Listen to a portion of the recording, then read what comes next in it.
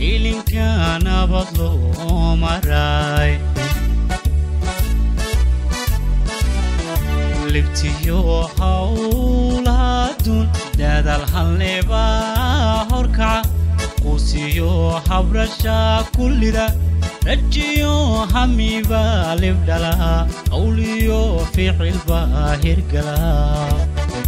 عمودي هولا بدن جديدكي هرماركيو إلين كان بطلو مراي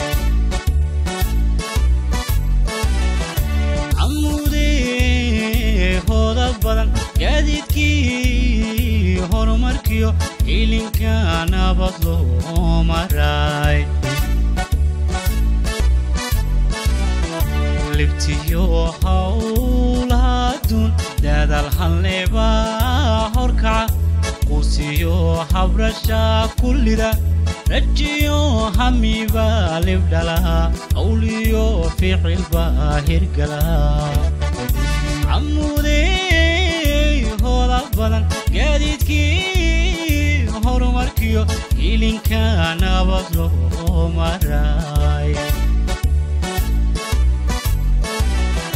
إيرال سامر لا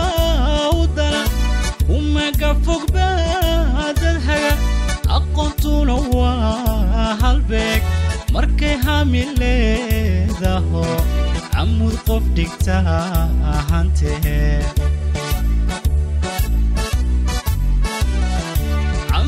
عمودي هودا بدن بلشد واد حقبترته أجيرو مقاحا أجيرو إيرال سامر لا ودنا وما قفوك بعد الحاجة أقنتو نوا هالبيك مركي حامل ذاهو عمود قف ديكتا هانته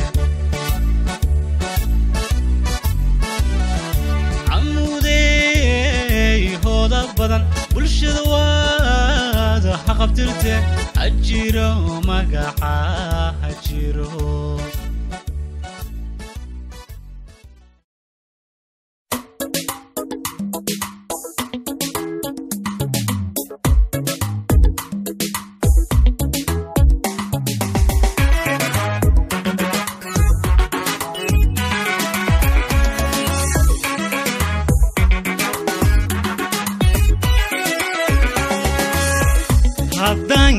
جايجا قيتو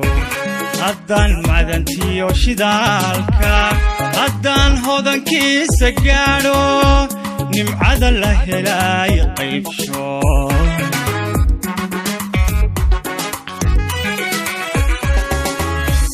هدان جايجا قيتو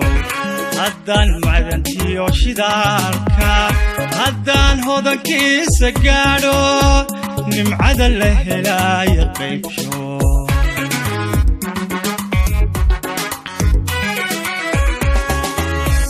هدان قيريدة تريتا هدان أبتو بهيشو هدان قلتي تعلوستا هدان كبت باتشهويو هدان دونيدا هوريسا لهبتو لهبتو لهبتو هرماركيدا لهبتو لهبتو لهبتو هرماركيدا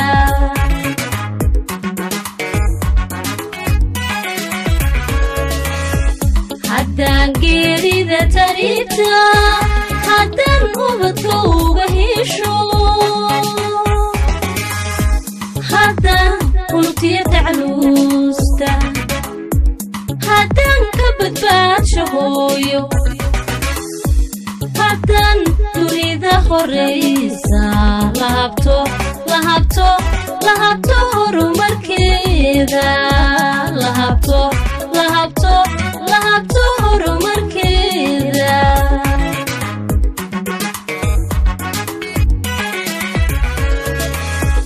هانكي قرنكا هانكي قرنكا هانكي قرنكا hankii qaranka rumoobay hiigsiga himilada dalkeena hiigsiga himilada dalkeena hayaanka tubtiisa haysta tirkiyadooga iftimay hawada uduga nasaqday midhaha hoobanta hawrtay ilaaca cirka ku horay ilaaca cirka ku horay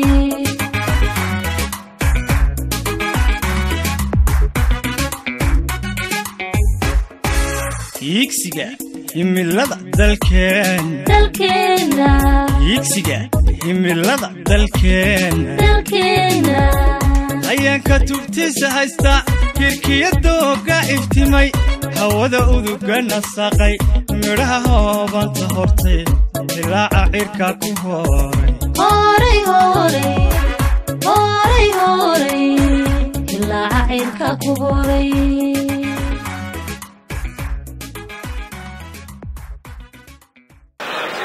mudane madaxweyne waxa maanta sharaf weyn oo ah inaad nagala soo qayb gasho xafladda qalinjabinta dafcadii 17aad ee jaamacadda Camuud adigoo ku guda jira sanadii ugu horeysay ee muddaxilaadkaaga jamhuuriyadda Soomaaliland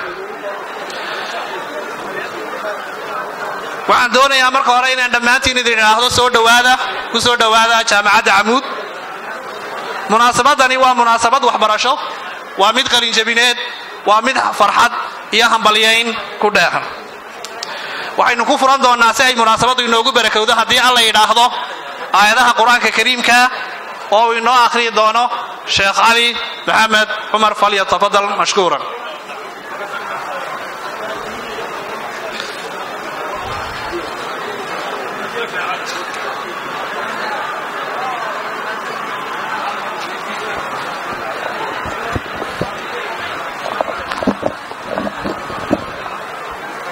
أعوذ بالله من الشيطان الرجيم يا أيها الذين آمنوا اتقوا الله حق تقاته ولا تموتن إلا وأنتم مسلمون واعتصموا بحبل الله جميعا ولا تفرقوا واذكروا نعمة الله عليكم إذ كنتم أعداء فألف بين قلوبكم فأصبحتم بنعمته إخوانا وكنتم على شفا حفرة من النار فأنقذكم منها كذلك يبين الله لكم آياته لعلكم تهتدون صدق الله العظيم صدق الله العظيم شيخ علي إلهي أبالي حسنات الله وقره إننا كوي وحكو قاطع الله إنه قد يقول أجركنا إنه قره مناسبته هالكيجي بين ناقص عنده تعدي الله ينهضه وحينو هذا يناكل يكسين دونا هدي الله ينهضه أنا كاستابا أستانبولي هاي علامات لقو قرتولي هاي وحن هذا سودين دونا هاسدي وحوي قارك جمهورية الصوماليلاند national anthem-kii oo aan ka codsanayo media inay noo fududeeyaan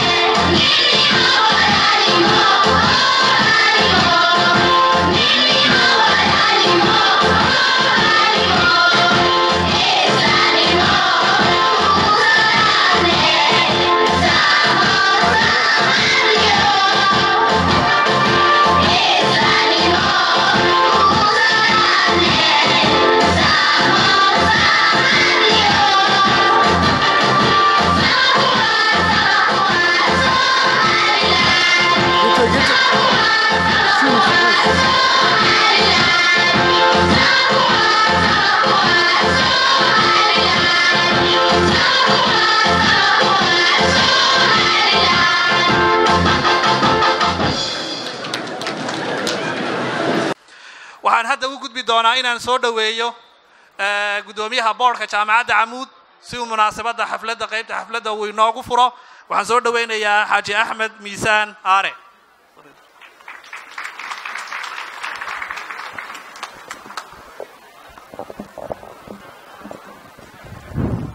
بسم الله الرحمن الرحيم السلام عليكم ورحمة الله وبركاته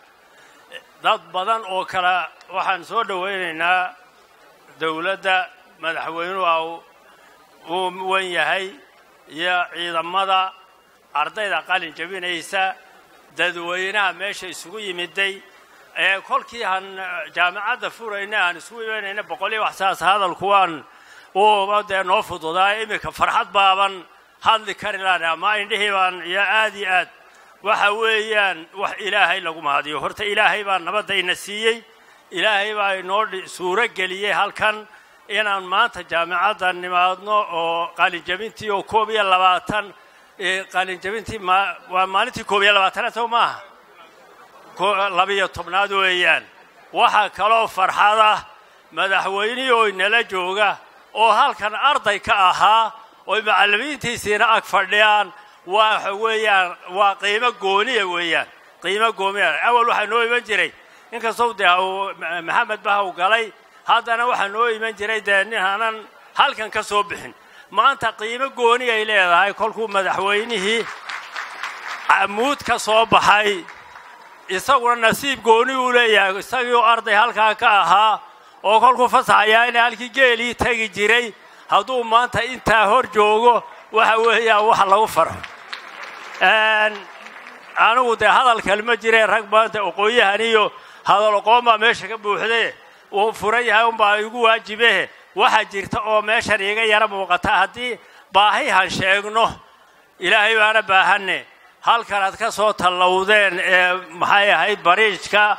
waxaan uga baahanahay in halka bariij jaamacadda loo soo dhismihii soo talaabi lahaa تعميرتي حقا نسوك إلهي هل كان نبا نجاهيستي وحنوبا هناهي هنا بريج كجامعة الله نسوه مدعوينه وشغية وحكلو جرته إنه سي بعدين ماين وحتين دولة عصباتين وهذا كيسان هول كينه رجي قال جميل يا قاردبة الجوجان ويراضي كان والحسوس رئيسان أروح أنكود رأيون أنت هول كاسو ملوينو إن قاده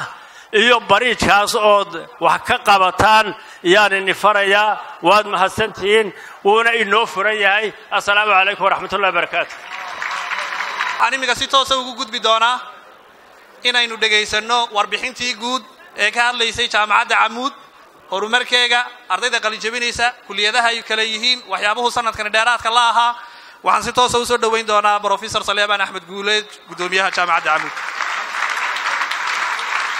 بسم الله الرحمن الرحيم الحمد لله وحده والصلاة والسلام على من لا نبي بعده وعلى آله وأصحابه وأنصاره وأزواجه وذريته ومن تبعه بإحسان إلى يوم الدين مدن مدحوينها جمهورية الصوماليلاند iyo wafdiga ballaaran uu hogaaminayo marti sharafta kale ay ku jiraan odayaal iyo madax dhaqameedyo iyo aqoonyahan iyo bulshada inteeda badan waalidiinta halkan fadhida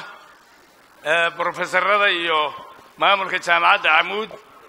mudanayaal iyo marwooyin waxaan idinku salaamayaa salaanta islaamka assalaamu alaykum wa rahmatullahi wa barakatuh mudana madaxweyne waxaan idinku soo dhaweynaynaa qalin jabintii 17aad jaamacadda Camuud waliba adiga si gaar ah 50 sano ka hor bishan maanta la joogo ayaa anigoo Mareykanka imid oo daayar ayaa Muuse iga yar halkan anugu imitay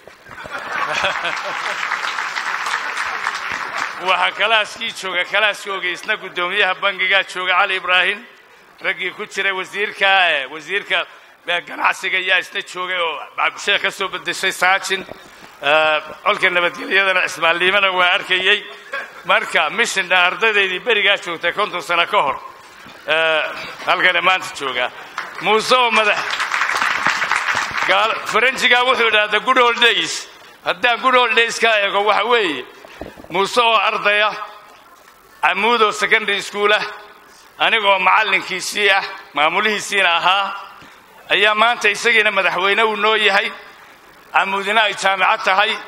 anna guddoomiye jaamacaddan waa inaan islaysta helayn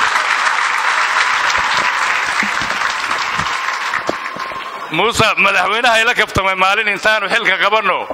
mansuur baan ugu galayaan rasuuli macallin ma garanaysaa berigii annagoo yaryara aqal gaseen ubaxa buurta kugu keenna guriga marka waxaan idhi war beriga anna waa yaraaye hadde waan isu dhadhaweynay idinkaba habluhu waa idiin doonanaayeen laakiin waan idinka hor aqal galay uun mudane madaxweyne waxaan gebigeennii anigoo magaca jaamacadda ku hadlaya hambalyaynaynaa ardayda dafcadda 17aad waalidiintooda qaraabada muddo dheer la soo tacaalaysay runtii halkaas soo gaadhsiisay ubaxa maanta inoo baxaya ardaydan qaarkood ardayda kuwa ugu yari waa 2 sano waa kuwa dibloomaha kuwa ugu badanina waa 10 sano ku jireen qoliyaha family medicine-ka jaamacada dhakhaatiirta waa qolada postgraduate waa qolada midigta u xigta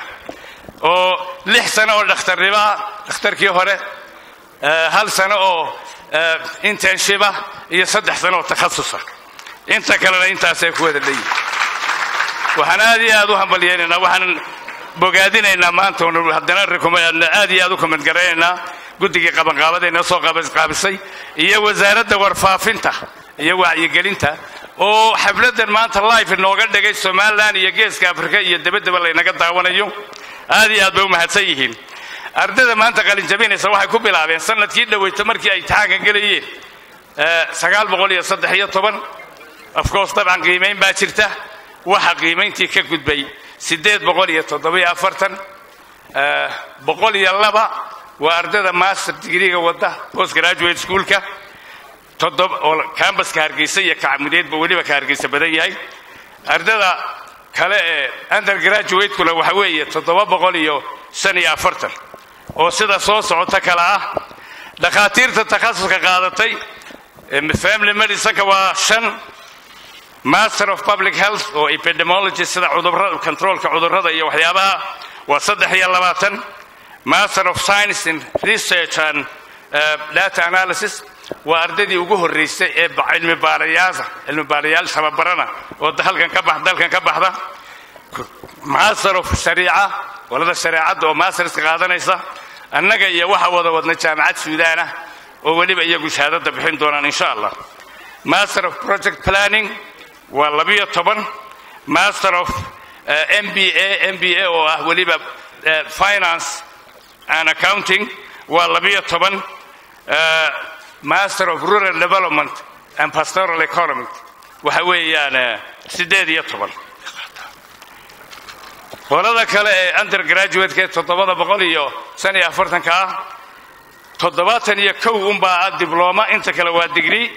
waxa ugu horeeya dhakhaatiirta waa 30 dhakhtar macallimiintu waa 115 macallin oo degree iyo 45 diploma qolada business-ku waa 140 degree iyo 26 diploma qolada beeraha iyo fayadhowrka ama environment-ka waa 69 qolada computer science waa 66 iyo 9 diploma qolada civil engineering waa 78 qolada shariicada iyo qaanuunka waa shariicada iyo qaanuunka amuud waxay leedahay labadaba ninka shariicada qaadanaya waa inuu qaanuunku minor u yahay ninka qaanuunka qaadanaya waa inuu shariicadu ay u tahay si la isu fahmo maxkamadaheena la isu fahmo takale dhaqaaluhu waa 27 nursing iyo midwifery waa kalkaaliyaasha iyo umulisayaasha waa 39 dhakhaatiirta ilkaha waa 22 qolada pharmacology ama pharmacy waa 21 qolada farsamada shaybaadhka waa 23 anagu amuud wax qabadkeega markaan u imaado maxsuulka iyagii ugu weynaa sanadka ahayna madaxweyne waa inta ku soo horfadhida maanta intaan soo saaray haddii aan xagga wax qabadka jaamacadda wixii noo qorshaysnaa dabcan haddii aad meel maamulaysa ama dalka meel walba adduunyada guulina way jirtaa meelaha ka gaabisana labadaba way leedahay xafladana intii aan qabsanay uma idin sheegi hoolka weyn ee aad soo dhaafteen xagga sheefooqa kal hore qabiyo ahaa ee wasaaradda waxbarashada 2 sano ka hor miisaaniyada loogu dartay sarifkii dhacay intaana waxaanu ku kabnay jaamacadda boqolkiiba 30 kabtay uu noo dhammaaday kulliyadda ilkaha shaybaadhka waa fidinay qalab cusubna oo dhabalkii hore laban laabana shiinan uga dalabno way haystaan hadda waxa kaloo aan noo hagaagiyadana landscape-ka bilicdii jaamacadda oo jaamacaddu dad iyo dhismo uun ma aha environment-ku waa ka badh waxbarashada meesha aroorta markaad halkaa timaadeed soo gasho ubaxa dhirtaan sheegi iyo shimbirihii oo iskalo jiiqda haya iyo ardayga wada socda adduunyada meel kale qaban maysid waxa kaloo aan iyadana dayactiray jaamacadda dhismayaasheeda 12 bilood wuu socdaa kolba intii baylay ka muuqato fasaxana inta badan waa dayactiraa gabigeed imanka waxaan u badinaynaa dayactirka kulliyadaha caafimaadka waxa la yiraahdaa adduunka saddexaad iyo adduunka kale dhinacay ku kala duwan yihiin adduunka hore u maray wixiisu hadduu ka xumaada uu hagaajistaa hadduu kursi ka jabo uu dib baa loo hagaajiyaa adduunka saddexaad hadduu kursi ka jabo kursigiisoo iibiyo unbuu odhanayaa kii hore lama iibinay annagu waa hagaajisanaa wax iyagii in fact labadii base Amoud University lagu bilaabay mid baan kala hore xaraashnay oo nidhi kolka waxa galaya ka badnaanay wixii kale kii kale uu socdaa weli waa kii aan ku bilownay 12 sano ka hor marka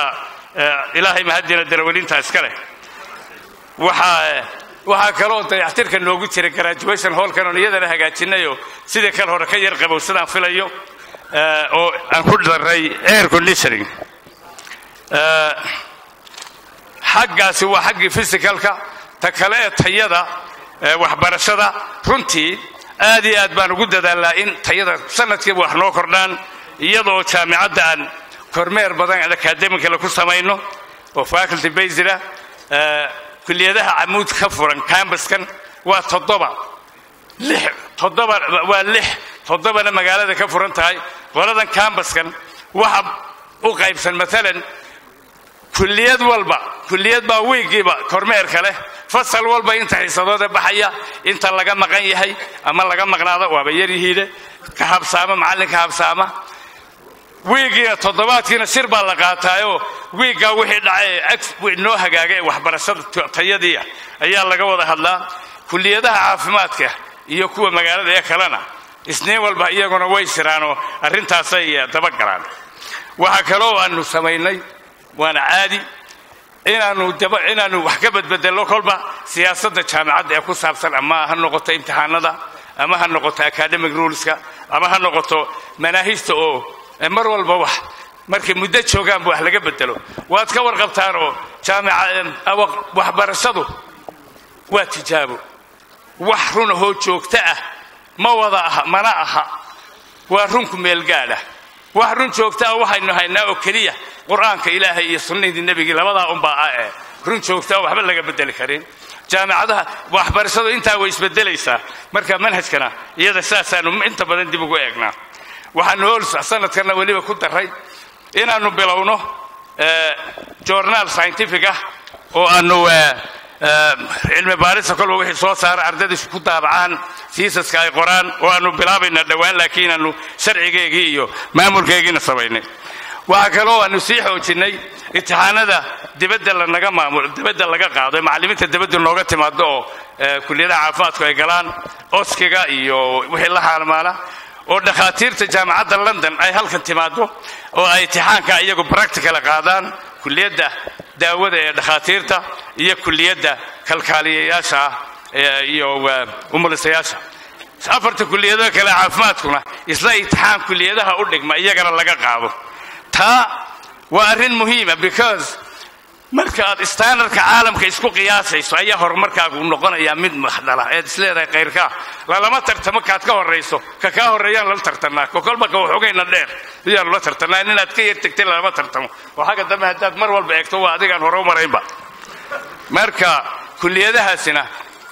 kulliyada labada kulliyadooda qaranka waxay ka galeen labaduba iyaga wanko u galay runtii waliba doorkan ay certify gareeyeen qolada jaamacadda London ka timid kulliyadda midwifery kalkaaliyaasha inay tahay international standard full ah kulliyadda kale ee caafimaadkuna waa kulliyadda qudhe Soomaaliland ku taala ee WHO-da aqoonsantay recordka WHO-da ku jirta imtixaankana loo ogol yahay inay international examinationska ka qayb galaan waxaan aad iyo aad uga mahad celinaynaa wasaaradda ku shaqaale especially qolada caafimaadka wada shaqay wada naga dhacayso mahadnaq way dambeeyaan waxaanu kor u qaadnay capacity cilmi baarista ee jaamacadda Amuud waxaan ku talagalnay in sanadka soo socda insha Allah markii ugu horeysay aan miisaaniyadda cilmi baaris ku daro miisaaniyadda haba koobnaatee waxa kale oo yadna aynu sanadkii hore waad xasuusantihiin oo waxaanu bilaabaynaa climate change cimiladan isbedelaysa adduunka ku waasheelay cimilada kululaaday dhulkii baa cayn ka noqday in geeska Afrika laga sameeyay diraasad master's degree lagu qaadanayo ama cilmi baaris ama duruusba oo jaamacadaha Soomaalida mid laga soo qaato tartan loo galay ilaa 9 jaamacadood markii dambe waxay dhaadeen suuradii badankoodii waxa buuxiyay jaamacadda Amuud arrintaana waanu binawnay oo hadda sanad bay socotay waxa go'aan ku gaaray sanadka jaamacaddu inuu mashruucaasi waa 2 sano u bahay UNDP-da iyada bixisa mushaharka iyo inaan anagu joogtayno oo ka dhigno barnaamij jaamacadda Amuud leedahay imika markii kaasi dhamaado oo sanad walba koorsadii offer garayno waxa kale oo aanu iyadna sanadkan soo rognay kal horena waan kaga dhawaajino waxa noo qorshaysan tahay in jaamacadaha adduunka macallimiinta ka dhigtaay waxay u qaybsan yihiin laba waa qola aqoontii maadadoodu taqaana iyo qola aqoontii maadadoodana taqaana sida wax loo gudbiyana taqaana kuwaas waa kuwa ka soo baxay kulliyadaha waxbarashada inta kale ee kulliyadood waxay soo barteen waa maadadooda dhakhtarku cilmiga dhakhtarnimadu yaqaan laakiin dhakhtarnimada sida loo dhiga looma tababarin jaamacadda Amuud marka sida anagoo ka duulayna dhaqanka soo kordhay ee jaamacadaha adduunka macallimiinta jaamacadda Amuud oo dhan waxaan rabnaa in fasax walba ku tababaro sida wax loo gudbiyo loo baro insha Allah bisha 7 waa salaasada 200 macallin oo waa macallimiinta joogtada ah ayaa waxa u bilaabmaya 2 toddobaad oo tababara 3 maadadoodna lagu tababarayo koow sida wax loo dhigo pedagogiga ama methods of teaching laba sida loo qiimeeyo ardayga imtixaanada waa area-da macallimiinteenu ay ugu yar hooseyso waa sida loo qiimeeyo ardayga oo laga yaabo qaarkood inay iyagoo jidka soo socda imtixaanka sameeyaan oo assessment-ku waa arrin dhib badan arrinta saddexaad waa maamul in lagu tababaro managementka after all macallin oo dhani waa maamule hadka ugu liita ugu hooseeya macallin hooseyn ma ka bilaabay macallin honihi fasal buu madax ka yahay waa class management baa la baraa kulliyadaha sida loo maamulo marka fasax walbana arrintaa waanu samayn doonaa insha Allah waxaan noo qorshaysan inaanu intaas waa intii aanu qabsanay waxaanu isleenahay insha Allah qolada engineeringka inaanu samayno shaybaad casri ah oo kuwa jaamacadaha dhigayaga ah u qalma wadaha noo socda shirkad India oo aanu isleenahay insha Allah semesterka soo socda bilowgiisa ama bartankiisa inaanu shaybaadkii alaabadii la soo dejiyo halkan la keeno waxaanu sameynay oo kala semesterkan oo inta waalidii dhaafay inaanu qolada farmasiga shaybaad u sameynay haddana waxaanu upgrade gareyn doonaa kulliyadda beeraha in soil laboratory-geegi inaan hagaajino si fiican kor u qaadnay iyada lafteeda waxa kaloo aanu iyadana samayn doonaa landscape-ka inaanu iyadana sii hagaajino dhulka oo aanu ka saaro waxaanu samaynaynaa strategic plan-ka iyagii sanadkan ku dhamaanaya aakhirkiisa inaanu diyaarinay strategic plan-kii 5 sano soo socday ilaa 2023 inaanu iyadana samayno waxa kaloo isleenahay biidnillah inaan ceel biyaha u qodno ceel biyood kulliyadda beeraha hadda jaamacaddu ceel bay leedahay ceelkii baa nagu yaraanaya markaad eegto iyadoo fidaysa inaan ceel gooni u qodno annagoo hay'ado kale la kaashanayna waxa kaloo aanu ilaalin oo noo qorshaysan orayba waa taan idin sheegi jiray dhulku inuu ballaaran yahay jaamacadda ilaalidu u baahan yahay la ilaaliyo isagoo aan dayr lahayn lama ilaalin karo runtii ilaa 18 beerood baa nagu xeeran waa iska Soomaaliya weyn iskarada bariyahan dambe hunguri dhul baa dadkii yar wada galay oo aad moodo inaan iska nahay dhul hoogay budhad dhuleed baa Soomaalida ku yar wada jirta boogta in damac yar wada galay wax hortaya la qaatay mooy intaan joognay dhul jaamacadda la qaatay garan maayo 12 sano joognay 18 beerood ama qaarkoodna ay yihiin runtii beer ku sheego iska buur u yartahay ana beer baahayn iyaanu saddex baa imaka ama laba nagu hadhay in khilaafaadka intii kale waan dhamaysanay labadaana ama saddexdaana waanu dhamaysan in waan aad iyo aad ugu mahad celinayaa guddiga deegaanka ee dhexdhexaadinta khilaafaadka beeraha oo si fiican hawsha uga hargashay waxaan rabnaa inaanu dayr ku wareejino wax impossible ma jiro insha Allah aan bilowno samisarka soo socda gadaashiisa oo soo iibsana haddaad tagtaan Hargeysa marka aad Saadadiin ag maraysaan stoorkan soo kee xaggan loo soo baxayo derbiga galbeedka xigay cusub ee jaajuurka ayaa nooca saarna waa sidan marmarkoo kale la isgelinayaa warshadii baa dhextaal warshada inaan soo iibsano qiimaheega waa aragnay WFP na wada xaajood baa noo socday inay food for work na siiso intiina halkan fadhiday inta maqama ma dawladda contribution baan idinka codsanaynaa marka ay gaadho arrintu inaan dala soo qabataan oo waliba olkiinan hadda ka baxaya ku idinka horbaxay alumnaaygi ku jirtaan markaad insha Allah shaqada heshaan aad ku jirtaan hadaan idin sii shahaadaynaa maana waadi iyadoo guud ahaan ay warbixintii jaamacaddu nuxurkeedii inta u badan tahay waxaan aad u mahadnaqaynaa community-ga halkan jooga raaca mudeed baan u jeedaa oo dhulka nala ilaaliyay ilaahay baa ilaaliyay laakiin gacan la siiyay waxaan aad iyo aad si weyn oo buuxda kala horena waa sheegnay u mahadnaqaynaa booliiska Soomaaliland gobolka qolada qaybta gobolka ee saldhigyada nagu caawiyay in jaamacaddu ay ballaaran tahay dhowr sodomeeye booliis nala shaqeeya waa horinan nala shaqeeya faranjiga jaamacadda ka shaqeeya nabadgelyadooda hantida jaamacadda rag aan arkayna yaani badankoodu fiican yihiin ninkii fiican waa la sheegaa hadayna wada sheegi karan ka xun oo aan reeriya kaga baqayno ka wanaagsan day isku diidi mayna inaan sheegno waxa kamid ah booliiska nin halkan laga soo bedelay oo jooga 2 sano la joogay oo elf weyn ka soo jeeda 24 saacadood haddaad u timaado jawaan is weydiina war goor museexdaan kari oo jabad 24 saacadood aad ugu iman hadda isaga iyo nin kale oo isna magaalada jooga labada askari hadda gunadii aanu siin jiray isaga waa la laabanay xagga qarankana waa noo gudbin warqadiisa runtii ilaahay baan leeyahay aad iyo aad baan u amaanaynaa booliiska waxaan aad iyo aad u amaanaynaa oo uga mahad celinaynaa gobolka gobernatooraha kolba barasaabada jooga barasaabkan u jooga ku xigo ku jiro shaqada ay nala qabtaan waliba ilaalinta dhulka u badan iyo wixii aan uga baahano meeyarka magaalada oo si hadii dhaafa ugu taageero jaamacadda xagga dhulka maxkamadaha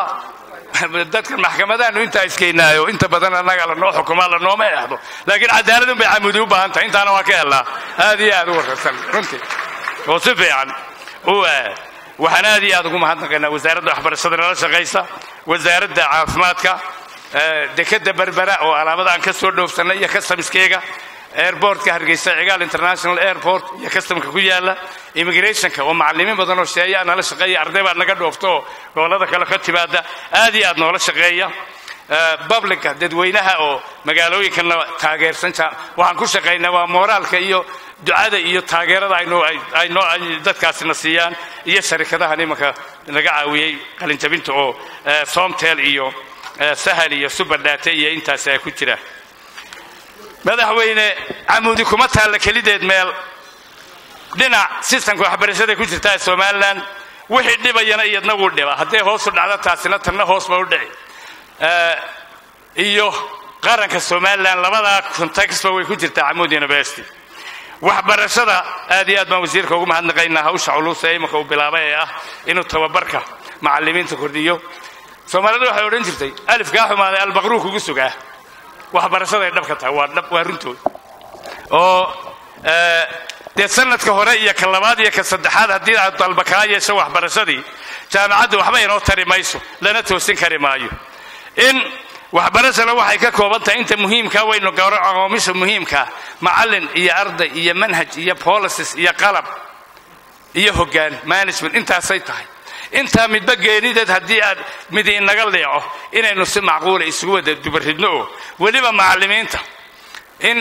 ma aha un kuwa pre-service-ka ah ee halkana ku tababaree jaamacadaha ku jira laakiin inta uu shaqaynayana inaynu weersoobyadii u soo celinno weliba waxa ugu badnaa intaan garanayo 9 wasiir baan u malayn intaan la soo shaqeeyay ama 10 wasiir kii xasan gadweynaha ugu badnayd runtii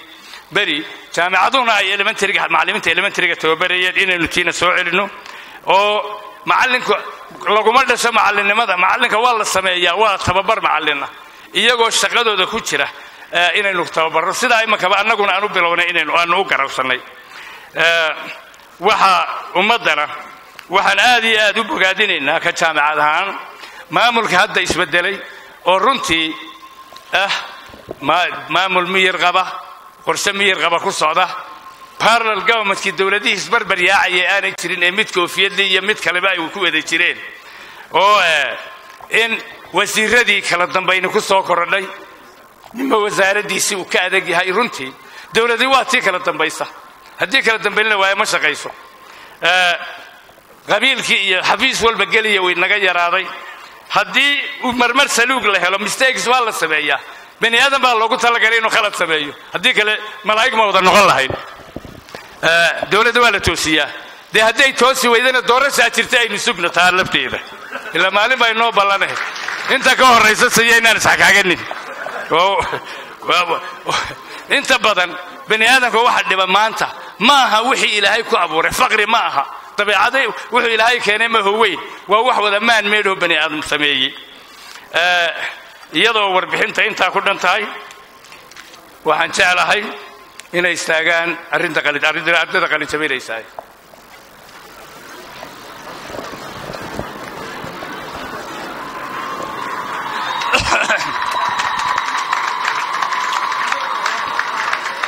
بسم الله الرحمن الرحيم iyadoo wax waliba uu ku suura galo ogolaanshaha ilaahay oo kaliya anigoo tixraacaya qodobka 15aad ee dastuurka Jamhuuriyadda Soomaaliland jideynayana waxbarashada heerarka sabale anigoo tixraacaya dastuurka ama charterka jaamacadda Amuud oo sanadka awood u siiyay sanadka jaamacadda in la furo departmento kulliyado digriya bixiya kuwa sharafa iyo kuwa cilmiga labadaba leh awoodda u siiya jaamacadda maamulkana uu ogolaaday u jideeyay inuu ugu dhawaaqo sifo sharciya anigoo tixraacaya warbixinta kulliyadihiina u soo gudbiyeen registrarka jaamacadda Amuud chief registrarka iyagoo marag furaya intiina halka maanta murashaxiintii ina buuxiseen shuruudihii laga rabay takhasusyada aad haysaan digriyada ku beegan anigoo tixraacaya warqadda uu diiwaanayaha guud bishan saddexdeedii u soo qoray gudoomiye-xigeenka jaamacadda Amuud arrimaha waxbarashada uu isna marag furayo in warbixintii kulliyadahaas ay qirayso inay ardadaasi shuruudihii buuxiyeen warqadda uu diiwaanayuu soo qoray gudoomiye-xigeenka waxbarashada ee jaamacadda Amuud uu arrintaa isna marag furayo iyo ugu dambayn warqadda uu soo qoray shalay gudoomiye-xigeenka jaamacadda Amuud ee arrimaha waxbarashada inaa intiina maanta halkaasi taagan ay buuxiseen shuruudihii ayaa jaamacadda Amuud waxay sifo sharciya saaka idinku dhawaaqaysaa inaa hay sifo sharci u haysataan digriyada iyo diblomayaasha ku aadan takhasusyadiina inaa arrinta haysataan shahaadadu waajibaadna way leedahay xuquuqna way leedahay waajibaadka ay shahaadooyinkaasi leeyihiin idinka la idinku leeyahay ummadana idinku le madaxweynuhu ka wakiil yahay xuquuqda ay shahaadooyinku leeyihiin oo aqoonsigeega sharafteeda dhowrisa cidda sida iyadana ummadda ku leeyihiin madaxweynuhu ka wakiil yahay dardaaran macallimiintiina idinku hore u soo kala dhamaysteen waxaan idinku dardaarayno badan oo kale ma jiro saaka kaliya waxaan idin leeyahay awaamirta ilaahay fuliya haddaana idin fulin wax fulaya male qaran iyo qabiilo meel mooda galaan intiina mid ama macallin ha noqdo ama maamul ha noqdo ama dawladdu cashuur teeda wax idinku bartaa noqoto cid nin reer hebel wax loo baray ma jiro shakhsi ah waa muwaadiniin ahaan baa wax la idin baray qaran iyo qabiilo meel mooda galaan waxaan idinka rajaynaynaa in sifaha camuud intaa joogteen maydaan maqal meel la buuqa cid qabiil ku dhaadanaysa cid laga exanayo ree hebel waxa la yidhahdo maydaan arag midnaba beri hore aan jaamacadda camuud waa sida masaajidada marmarku ya dhowraayo waxaan dhahdaa imaamku markuu wax dujinaya istawi markuu ree hebel safka hore ayaa ku jira ma yidhaahdo waa ku dhaqaaqaa annagana istawidaasay noogu joogtaa waa arrin kale ma laha marka idinkana waxaan idinka rabnaa inaad dhaqankaa tusaale ka yeelataan oo hadhowta la yidhaahdo ambasadaratin camuud university ka baxay inaydaan la odhan balaayadan xaggee nagaga timide ducaqabayaashu xaggee ka yimaadeen laydin yidhaahdo idinkuna annada waa idiin ducaynaynaa noona soo duceeya madaxweyne warbixinta jaamacadda saaka waa naga intaa wabillahi tawfiiq guulaha uu ka sheekaynayay brofeserku ee jaamacadda camuud hiigsatay sanadkan waxa weeye waxyaabaha u gaarka ah ardaydaasi waxa weeye uu tilmaamay kuliyadda shareeca wal qaanuun ee masterta qaadatay sanadkan ay u gaar ahayd ee aan jaamacadda suudaan la fulinaynay waxaa kaloo u gaar ahaa in lodkii ugu horreeyey oo cilmi baadhayaalihii ay waddankaba u soo baxaan waa wax u gaaray ahayd arday indhala oo waxa weeye jaamacaddii ka baxay oo takhasus takhasus ku sameeyey weliba ardaydii ugu sarraysay ahaa oo arday xaafid ah oo allaha barakeeyey waxa weeye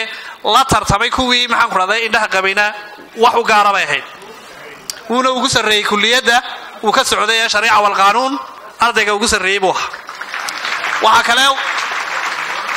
waxaa kale u gaara jaamacadda camuud ardaydu marka ay ka baxaan ama kuwa ha noqdaan dibloomada ama digriiga ama masterta intabe hamuun dambay dib u qaadaan oo waxa weeye imikada waxaan ogaa anuu kuliyadda aan joogo inay arday badanina sii diiwaangeli leeyihiin waxaa halkan ku jira 3 arday oo takhasus saad kala duwan sameeyey oo masterta markii labaad jaamacadda ka qalanjabinaya waxa weeye cabdilaahi maxamed bade tawakal cabdi cali iyo wasiir xuseen oo halkan aan keeni doono xuseen xoog wasiirkii hore caafimaadka jamhuuriyadda somaliland saddexdaasina waxa weeye way ku ceshadeen waxaan hore ugu soconayaa haddaba ardayda jaamacadda camuud waxay leeyihiin urur ama isku xidh ka shaqeeya howlaha jaamacadda oo ay ugu weyn tahay tusaale ahaan barnaamijkan aynu fadhino maanta ciddii diiwaan maxaan ku dhahday habaysa ee ka shaqaysa waxaan u yeedhayaa guddoomiyihii ardaydaasi quruxda iyo bilicda ay noo samaysay waa guddoomiye Salebaan Xuseen Ali ha soo dhawaado wuxuu ku hadli doonaa afka ardayda waana arday qalin jabinaya fadli tafadal mashkuur بسم الله الرحمن الرحيم الحمد لله رب العالمين مدن يالي مروين waxaan salaamayaa salaanta islaamka assalaamu alaykum wa rahmatullahi wa barakaatuh marka koobaad waxaan salaamayaa madaxweynaha jamhuuriyadda Soomaaliland madaxweyne Muuse Biixi Cabdi waxaan kaloo salaamayaa madaxweynaha jaamacadda Camuud Professor Salebaan Axmed Guuleed waxaan salaamayaa gudoomiyaha ku-xigeenka baarlamaanka labada aqal gudoomiyaha degmada gudoomiyaha gobolka Awdal dhammaan macallimiinta iyo maamulayaasha jaamacadda ee kala duwan waxaan kaloo salaamayaa ardayda qalin jabinaysa iyo waalidkooda waxaan igu salaamayaa salaanta islaamka salaamu alaykum mar labaad mudanayaa marwooyin saaka waaga bariya qoraxda bilatay way ka baraariyo barqad badan tahay bilihii iyo sanadii ku jirnay halkan ka waxbarashada anigoo ka hadlaya afka ardayda qalin jabiyaasha waxaan ugu soo dhaweynayaa buuda cilmiga iyo aqliga waxaan ugu soo dhaweynayaa hooyga baxnaanada mustaqbalka waxaan ugu soo dhaweynayaa bartay fafurka maskaxa waxaan ugu soo dhaweynayaa barta lagu tababaro hogaamiyaasha mustaqbalka maanta iyo bari waxaan ugu soo dhaweynayaa hooyada jaamacadda Soomaaliland ee Camuud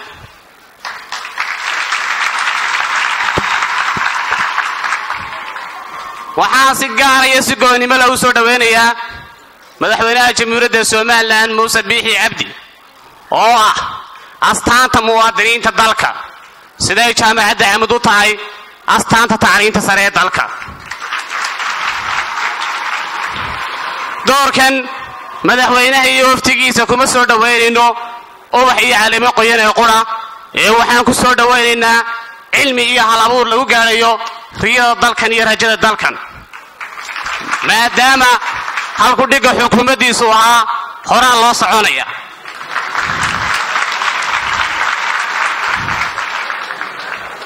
mudane madaxweyne annagoo ku qalabaysan aqoontii hore loogu soconayay waxaan rabnaa in laga faa'iidaysto hal abuurka iyo farsamada dadkeenna mar labaad waxaan bogaadinayaa madaxweynaha jaamacadda camuud brofeser saleeman axmed guuleed waayo maamulkiisa iyo maarayntiisa ayaa nooga jawaabay su-aashii ahayd goormaynu jaamiciin noqonaynaa maanta waxaynu nahay jaamiciin waxaynu ku faraxsannahay inaynu dhabayno himilada madaxweynaha jaamacadda camuud oo ahayd inuu soo saaro boqolaal ka miiqda aqoon-yahanada iyo hogaamiyaasha soomaalida oo maanta ugu horeeyo madaxweynaha jamhuuriyadda somalilan oo ahaa ardaygii madaxweynaha jaamacadda camuud waxaa mahadnaqa ugu qurux badan ee ku xadhan qalbiyadeeda naga hantiyey waalidiintii iyo macallimiintii sababta u ahaa inaynu nolosha micno u samayno sahanka u ahaa inaan martabad sare meeqaam sugan gaadho sahalka u ahaa guushayada saldhigga u dhigay geediga mustaqbalkayaga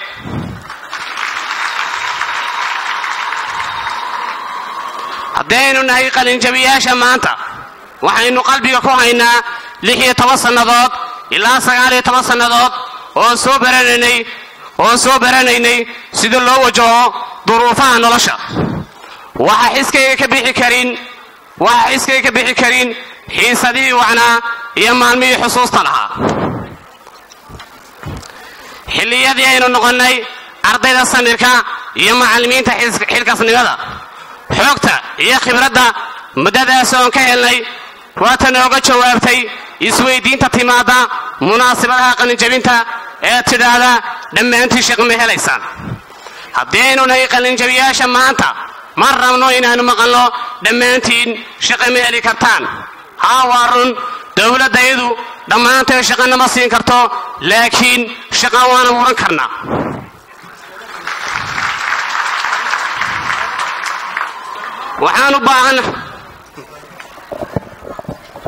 waxaan u baahannahay in kor loo qaado dowladda waxaan uga baahannahay in kor loo qaado barnaamijka shaqogelinta iyo shaqo abuurka haddaynu nahay qalinjabiyaasha maanta axdigaynu dhiganaynaa waa inaanas dhiibin oo ynu noqon isma dhiibayaasha nolosha haddii aanu isticmaalno curitaankeenna iyo awoodaheenna kama cabsan karno mustaqbalka shahaadada maanta halkaanu ka qaadanaa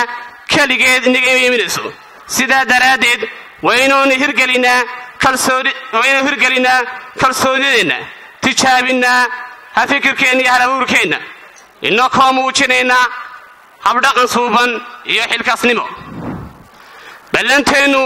waa inaan taariikhdu wax ku biirinno waxna ka beddelno waayo isbeddelka laftiisa ayaa ku jira gamcaheenna iyo garashadeenna inuu qofku gaadhi karo isbeddel iyo rabitaan waxaa markhaati inoogu filan madaxweynaha horteenna fadhiya oo shalay ahaa arday reer camudeeda maantana ah madaxweynaha dalka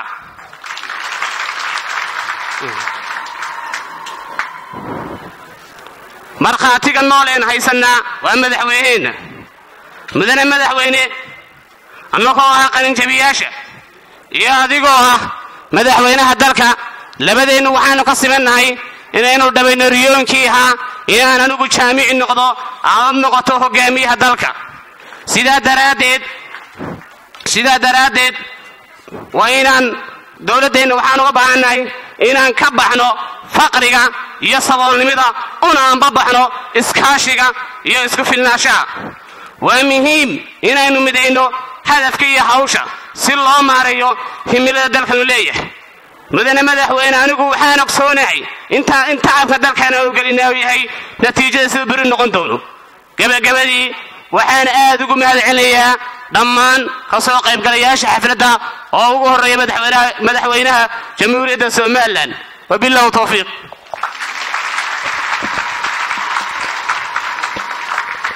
waayahay gudoomiyaha guddida ardadu aad buu u mahadsan yahay. waxaan imigana soo dhowayn doonaa haddii aan la idhaahdo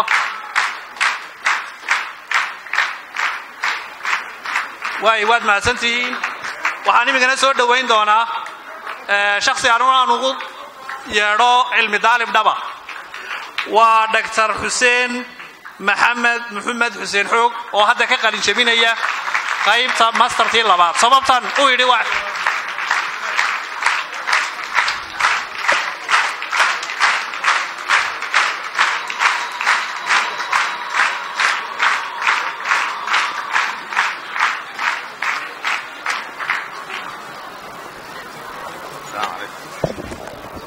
بسم الله الرحمن الرحيم الحمد لله رب العالمين والصلاة والسلام على رسول الله أما بعد مدحوينها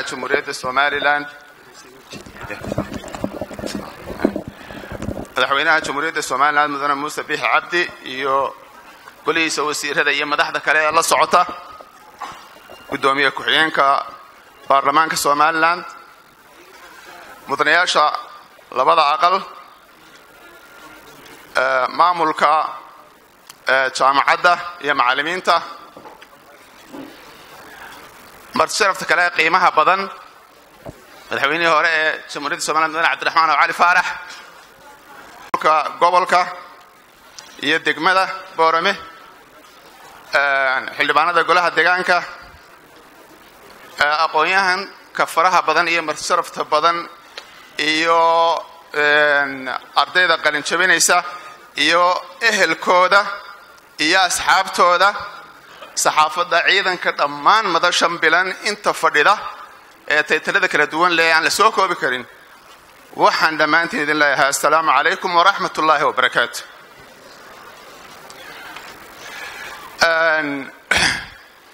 marka hore ardayda qalin jabinaysa waxaan leeyahay hambalyo ilaahay cilmiga abarteen kuwii uu anfaco iyaga iyo ehelkooda iyo dalka jamhuuriyadda Soomaaliland ha ka dhigo.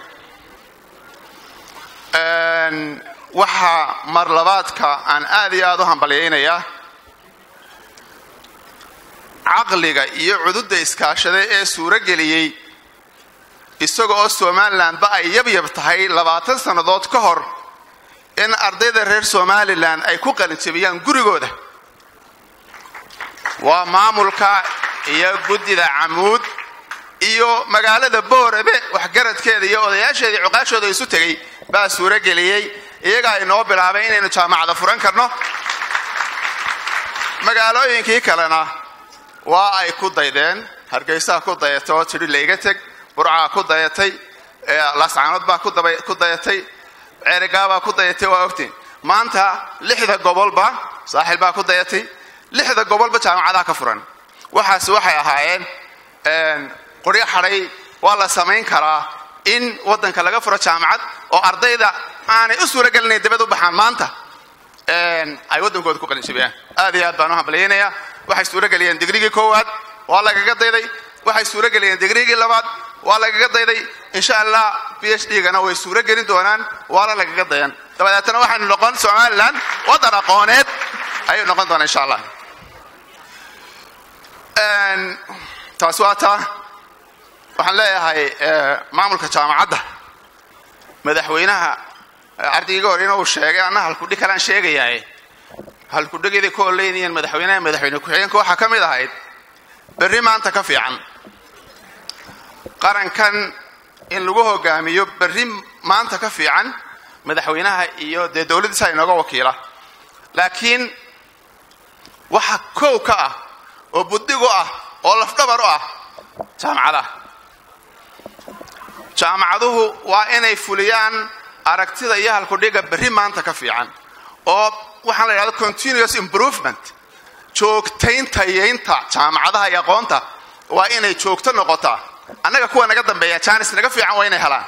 iyagana kuwa ka dambeeya mid ka fiican waa isma taago improvement waa joogto waa continuous process insha Allah ta'ala kaas aqoon baa dal iyo dad lagu dhisaa lagu horumariyaa. taasi markay timaado ayay himilada madaxweynaha iyo dawladdiisu ay higsanayeen oo ah berri maanta ka fiican inay suura gelisaan taasi waa taa ardaydana waxaan leeyahay gaar ahaan qolada diblomka iyo digriga annagu waxaanu dee u qaadanay masterka annagoo daadana inaad nagu dayataan jaaniska maanta aad haysataan oo ah idinkoo da'yar oo aan soddon gaadhin inaad digrii qaadataan oo haddana master qaadataan annagu maanaan haynin jaaniskaas markii uuna soo maray unbaan se ka faa'iidaysanay hadda idinku idin hor yaalla waxaan leeyahay somalilandna dee shaqada way yartayoo sida hindiya oo kale hindiya dadkaa dee badan innagana dadku waa weeriya laakiin shaqadaa yar fiid qura aqoontiisa waxba lagu cuni maayo haddaad doonaysaan inaad noolaataan waa inaad 2 iyo 3 ba qaadataan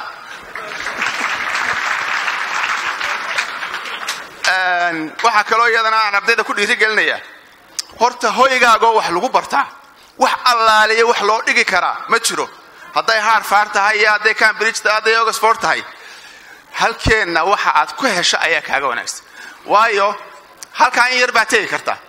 inta yaree tagtaana duruuf adag oo dhinac walba ka saamaysa ayay la kulmayaan oo aanay gurigoodii joogin oo dhaqaale farbadan uu ku baxayo oo aanay environmentkoodii joogin oo aanay diintoodii iyo dhaqankoodii joogin wax allaaliya waxaasoo dhan baynu maanta ka madax bannaanay innagoo aan saamayn nagu lahayn marka waa inay taa ogaataan waa inaynu ka fadilaa jaamacadaha gudaha inaynu camirno oo wax ka baranno oo weliba aqoontaynu barannay aynu kula tartarno kuwa kale ee la sheegay ee la ammaano waxaa dhici karta mararka qaarkood inuu macallin aan fiicnayn nagu soo beegmo mararka qaarkoodna waxaa dhici karta macallin aqoon loo sida loo gudbiyo ay ku adag tahayba inuu nagu soo beegmo halkaa waxay dhahdaa area of improvement oo innagaa laynaga rabaa inaynu buuxinno oo maxaynu ku buuxinaynaa dee macallin google ma dhib bay leedahay click baa inaga xigta halkaasaa waxaa la odhan jiray nimbe ceesaantii ceel keenya halkaasaa nin walba wixiisii ku soo shubay macallimiinta waad kala dooranaysaa marka waxa weeye waa inaynu dib isugu noqonaayoo shahaadadii qaadanae waa inaynu buuxinaa dib intaynu u eegno curriculumka aynu soo dhiganay wax allaale waxaas tiraa waxaad ku tahay weakness baa ka jira waa inaynu buuxinaa soo saasina ballan maaha waayahay mar labaad baan idin hambalyaynayaa aad iyo aad baan madaxda sharafta leh madaxweynuhu uu horkacaya ee xafladda inagala soo qayb gashayna aan sidoo kale ugu mahadnaqayaa ardaydii xafladdan iyo muxuu ahaayey howlkan qurux bilicda leh runtii habaysan iyagana waan mahadnaqayaa wassalaamu calaykum waraxmatullahi wabarakaatu wasiirku isagaa ka jawaabay sababtaan u idhi maxaan ku dhahday waa cilmi daalib dhaba isagoo wax kastoo adduunka qofka mashquuliya uu haystuu haddana aqoon bartay siduu tusaale inoogu noqdo isagoo xil hayo wasiira isagoo waalida wax kastoo qof mashquuliya isagoo uu hayo isagoo da'daasiya ayuu haddana waxbarashadii ina siiyey ardayda markaa inta digriyada iyo diblomadana waxa weeye waan soo dhawaynayaa laynka postgraduate-kan ku soo dhawaynaya inta kalena waan hambalyaynayaa isna markaan insha Allah mashruuca kala furno ayaan soo dhawayn doonaa ay nagala soo qayb gali doonaan waxaan hadda ku socon doonaa haddii la yiraahdo waxaynu ka hadashiinay ardayda waxa weeye halka fadhideed arkaysaan mudan madaxweyne wiilaliya gabdhay isugu jiraan laba arday wasiirka iyo waxa weeye ardayga ka horeeyay inama ahaayeen haddana gabadh baan ka hadashiin doonaa qaybta caafimaadka waliba ka soo baxday raxma sheekh xasan tubeec si ana dareenkayga gaarka ah ay noo gudbiso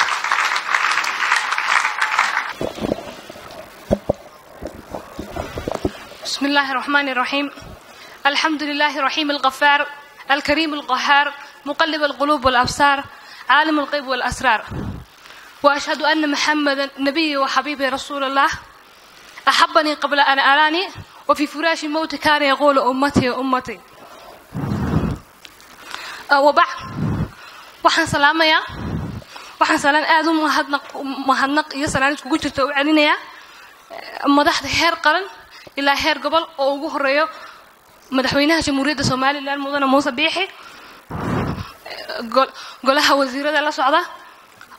ku-xigeenka baarlamaanka iyo dhammaan axsaabta qaranka iyo dhammaan xubnaha kala socda dawladda waxaan ku soo dhawaynayaa inay nagala soo qayb galeen qalinjibinta 17aad ee ah dufcadii 17aad ee ka qalinjibisay jaamacadda Amuud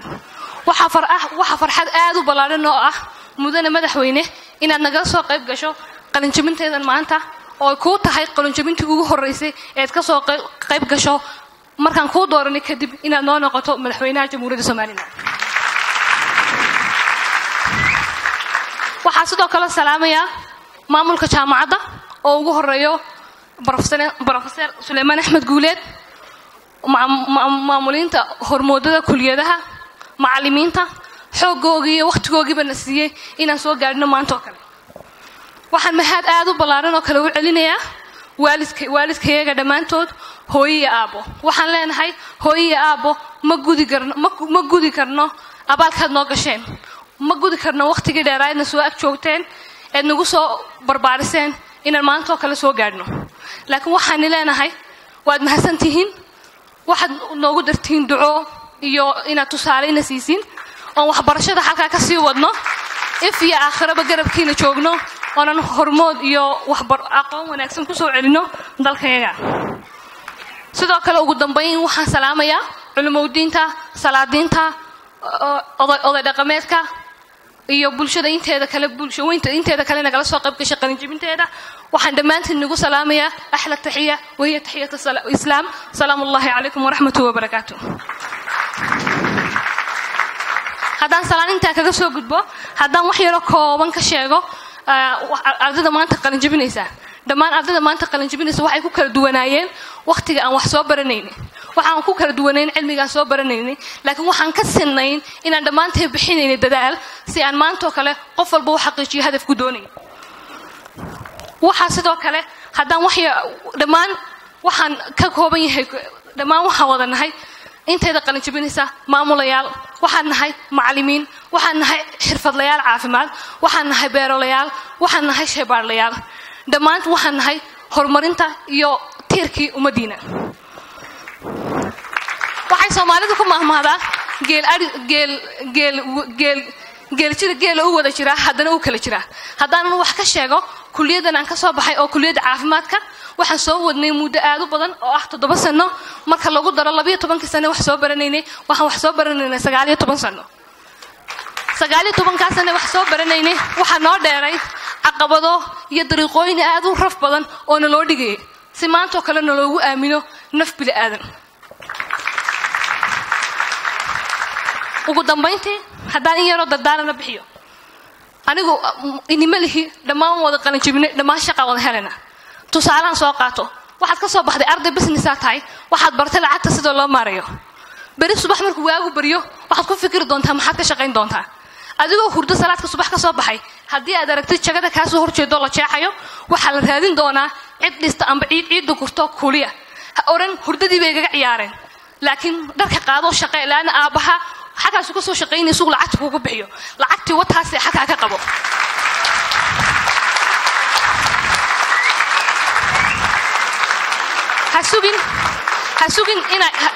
hasugin inaad heshid kursi marwaaxad leh kursi wanaagsan xafiis wanaagsan oo lagugu yeedho oo ku soo shaqo tagaysaa maanta dhakhtar baa tawa soo qalan jibisay hasugin dhakhtar lagugu yeedho lacagtii amba mansibkii dhakhtar u qalmiye lagu geeyo dhakhtar tag soo shaqee haddaad heshid boos ay ka bannaan tahay neersin ha oran maanigoo doctooran dawada siiya beeshinka waa waxaa soo bartay waxa kaad ka bilaabi lahayd waxa kaad ka heli lahayd lacagii horumarkaa doonaysid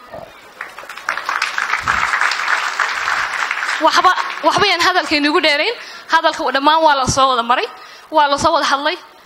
dhammaan horta waxaan wada hambalyaynayaa ardayda qalin jabinaysa waxaan aad u hambalyaynayaa kale hablaha khaasatan aad u hambalyaynayaa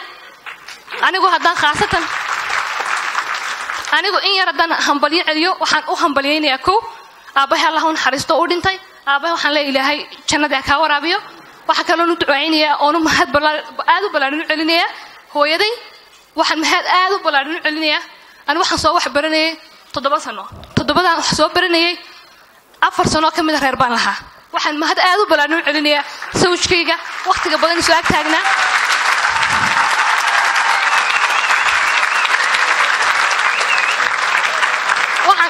waxaan mahad aad u ballaarin u celinayaa sawjkayga waqti badan soo ag taagnaa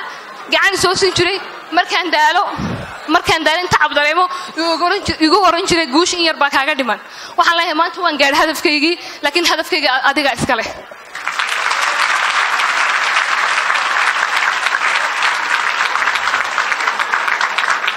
waxaan kaloon salaan u dirayaa dhammaan faamiligayga waxaan u dirayaa ciyaalkayga intaasan kaga baxaya asalaamu allahi calaykum waraxmatullahi wabarakaatu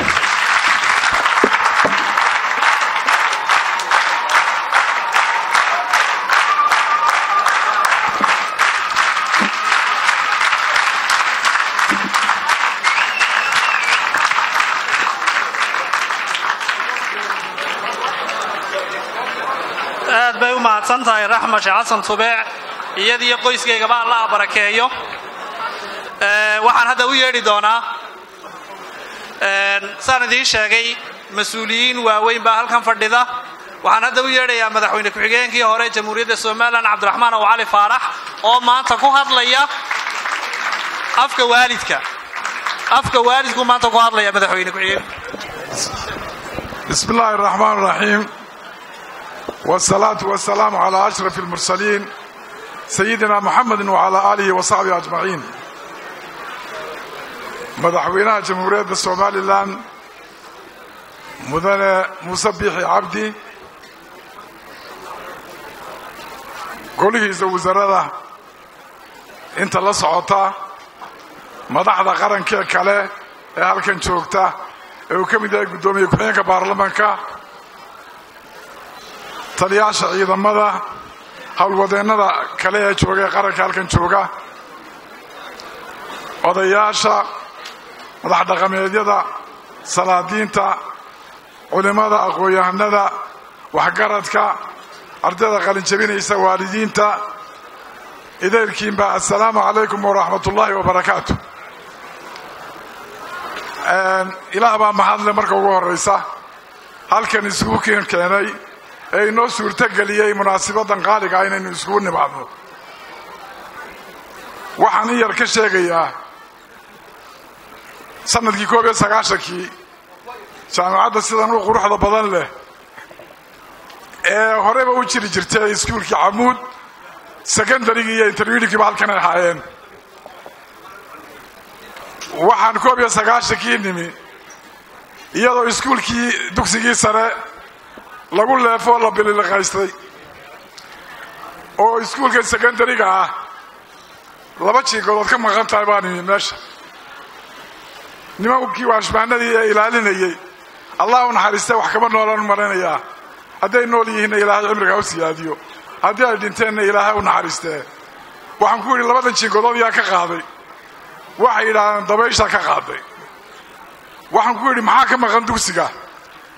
waxay yidhaahdeen generator iyo ninkii maamulaha qaatay maanta oo magaalada la tegey waan ka daba tegey ninkii waxa la yidhi xamar buu qabtay dib dambaysana runtii umaan adag maalintaa laga bilaabo wiigiiba mar baan iman jiray iyagiina mishaar ma jirin lacagi ma jirin waxba ma jirin dadka iyo dadweynahan uga ururi jiray wax bishiisi ay ku noolaadaan iskuulku saasuu halkan horta ku soo gaadhay waxaa noo yimi 1994kii meelaha niman ka yimi sacuudiga oo xasan cali xaaji cismaan iyo cabdisalaan ilburye bay ahaayeen waxay wadeen jaamacad baanu ka samaynaynaa meesha aniga riya ilaahayd markaa waayo waxaan ahaa wasiirkii ugu horreeyey ee tacliinta ee dowladdii cabdiraxmaan axmed cali waxaan wasiir ka noqday kalaasya saqafala ardaydaoo ku fadhiisata qasaacadaha canaboodhaha iyo rasaastu looxaadtii ay ka dhammaatay ku fadhiista oo kabuluketi nus jaajuura haystaa uu yahay nin kursi ku fadhiistay iyaan muxuu ahaa wasiir ka noqday aday taasi maskaxdeeda ka buuxdo iyay yidhaahdeen jaamacad baanu samaynaynaa runtii riya ilaahay alxamdu lilah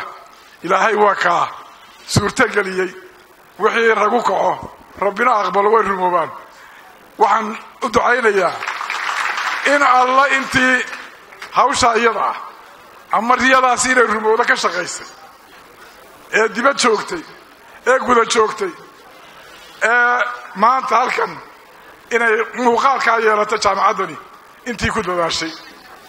yaan leeyahay ilaahay miisaanka xasanaadkiina ha idinku diiriyo waxaa kale sheegaya halkan 3 madaxweyne ka baxay madaxweyne Muuse Biixi madaxweyne Axmed Maxamed Silaayo Daahir Rayaale intuba halkan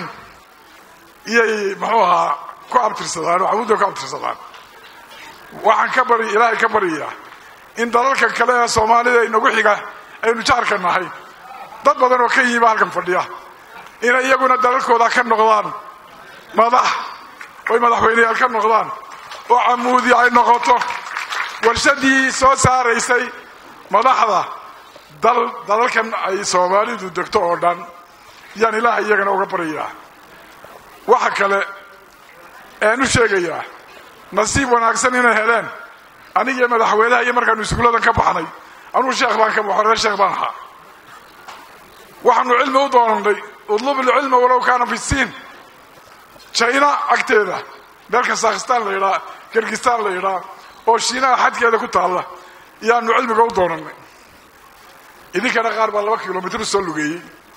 oo jaamacadii halkan ugu taalo oo masterka halkan ka qaadanaya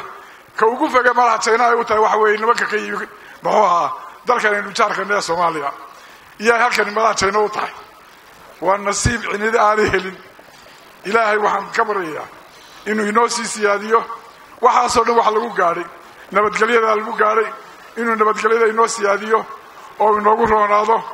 oo dalalkan jaarkeena waxyaabaha ka soo socda ilaahay iyagana ka qaboojiyo oo uu muxuu ahaa nabadgelyo horumar lagu gaaray ilaahay muxuu ahaa inoogu wado mar labaadka waxaan baliyanayaa ardayda u soo dhabar adeegtay muddada inta leeg ee ina ka sheekeynaysa iminka 7 sanadood ee ugu badan ee ay soo dadaaleen si ay himiladooda maanta u gaadhaan waxaan leeyahay ardayda hambaliyo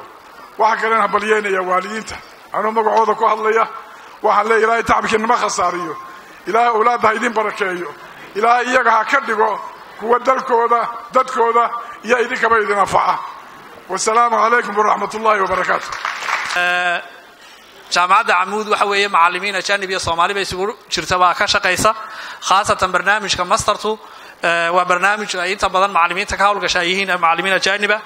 oo wadamada aynu jaarkana aynu ka soo qaadano waxaan u yeeri doonaa macallinkii ugu waqtiga dheeraa markii jaamacadda Amuud laga bilaabay ama laga aasaasay barnaamijka masterta 2012 ilaa imika ka shaqeynayay waa macallin waxa weeye Oso Wilesyuko welcome Your Excellency, the President of the Republic of Somaliland, ministers present, the President of the University, the teachers of Amoud University and the Amoud University fraternity, graduates, and parents, ladies and gentlemen, it is my great pleasure to attend a gathering like this. My first time in history to be as close to a president of a country. Those are privileges and opportunities that comes once in a lifetime. So I'm very honored to grace this occasion. But having said that, I will be brief. The School of Postgraduate, Amoud University, is in Amoud University, and it's in Somaliland. We are not in the business of copying from here and pasting here and taking from there and placing here. We design our programs based on the vision Somaliland as a Vision 2030. Somaliland as a strategic plan 2017-2021. Our education is focused on those parameters. This is why you find that our programs are uniquely designed to reflect the context. so that as we operate on the context, we focus on the future. And we hope we will get there. To a great extent, we have done what needs to be done. With our limitations, with our scarce resources, we did not complain. We used their valuable resources to provide the best education in an efficient and cost-effective manner. So I want to say that our graduates have been produced locally but have an international appeal. And they can fit anywhere where their services are needed. So as we move forward, we have met our challenges, we have made our mistakes, but we are in a season of reforming our system so that we do not repeat our mistakes, we avoid the mistakes that we can avoid, and we learn from the mistakes that we have made. Otherwise, I want to say that we are not complaining and we are not regretting. We did what we have to do and we have done what we can do, and we shall continue doing what needs to be done in the next future. Thank you. waxaan hadda u yeedhi doonaa guddoomiyaha degmada Boorama Maxamed Xuseen Maydhane meeyarka. بسم الله الحمد لله الثناء لله الصلاة والسلام على رسول الله صلى الله عليه وسلم. أول إلهي بمهدله إله إسلامي ماذا يقرأ الشذي نوغني معي يا مهدله مهد إلهي كسكو وعن حلقا كسور دوين يا أمان كالسلام يا مدحوينها الجمهورية الصومالي لان مدن مصبيح عبدي يفتقوه قامين بحض الجامعة عمود أو قهر بروفيسور سريبان والدين تا لما أرضي قلنجبين إيسا يمرت شرف تكلب وحنك السلام إن سلامة إسلامك السلام عليكم ورحمة الله وبركاته. runtii farxad bay noo tahay inaan maanta u joogno degmadeedii oo ay ka qalin jabinaysa 900 arday. runtii jaamacadda Camuudeed ma aha mid arday u soo saartay, waa mid wax badan ku deeqday degmada. waa iftiinka kala haatay ee ka soo baxay degmada Boorama ee geeska Afrika wada gaadhay. runtii tusaale yar baan nii soo qaadanay. maalin maalmaha ka mid aanu masaajid ku weysaysanaya ku yaala Addis Ababa ayay 3 nin agteeda isku xansanayeen. waxay yiraahdeen wadankii Soomaaliya la oran jiray gees ilaa ka gees maanta degmadaan isku aamini karnaa indagi karnaayay waa degmada Boorama. ani markaa ma garanayaan runtii subcada inta leeg waxa soo hoysay waa jaamacadda Camuudeed. waana mid aan ku faani karno, waana mid waxtarkeedu nadeeqay, waa mid ilaalinteeduna ayna saaran tahay, waa mid intiina qalan jabinaysana looga baahan yahay halka Professor Saleebaan iyo inta la shaqeysay gaarsiiyeen inaad ka sihana qaadaan. runtii degmadani waxay iibisay waa aqoontii waxay keentay in la soo digo, waxay keentay in magaaladu korodho, waxay keentay inuu horumarkeedu ballaadho.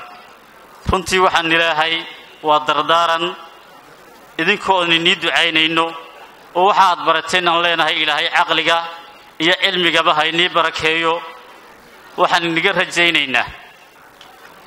inaad tusaalaha wanaagsan ee astaanta degmadu ay leedahay ee jaamacadda Camuudeed oo Professor Saleebaan seeska u dhigay inaad kor uga sii qaadaan. runtii madaxweyne sharaf bay ku tahay meeshii aad secondary-ga ku qalan jabisay adoo maanta madaxweynaha inaad ku soo noqotaa. waan kugu soo dhawaynaynaa. degmadu waa degmadaadii, aad bayna noo farxad gelinaysaa adigoo Camuud ka baxayna adigoo madaxweynaha nagu soo noqoto. runtii والسلام عليكم ورحمة الله. waxaan ku soo dhaweyn doonaa haddii aan la yiraahdo gudoomiye ku-xigeenka golaha baarlamaanka xildhibaan Axmed Yaasiin Sheekh Cali Ayaanle. بسم الله الرحمن الرحيم الحمد لله رب العالمين وصلى الله على سيدنا محمد وعلى آله وصحبه أجمعين. مدحوينها جمهورية الصوماليلاند قولها وسير هذا مامولها قدوميها جامعة عمود وفتك كلمة مدحوينوه قامين أيوه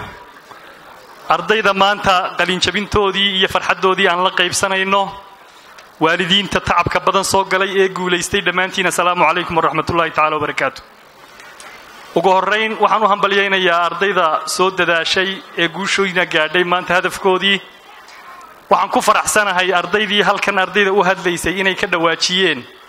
إن أنا قنت الله برن إن لقوا شقة استكلية إن أنا رجدي نوهين وان قلين شبيه شقان هلية أي تهين أضو حبرتين أقون يالتين علمكو af Soomaaliga waxa ugu dhow inuu yahay ogaal inta digriga maanta ka qalin jabisay waxay ogaatay inta secondary level ka haysata in aanay ogeyn inta masters ka samaysayna waxay ogaadeen inta digriga haysata in aanay ogeyn marka PhD la diyaariyana waxa la ogaanayaa kolba waxa ka maqan inuu badan yahay sababta la ajligeed baa qofku markuu aqoon yeesho ama mid maadi ah yeesho fara badan ama mid diini ah yeeshe qof hambala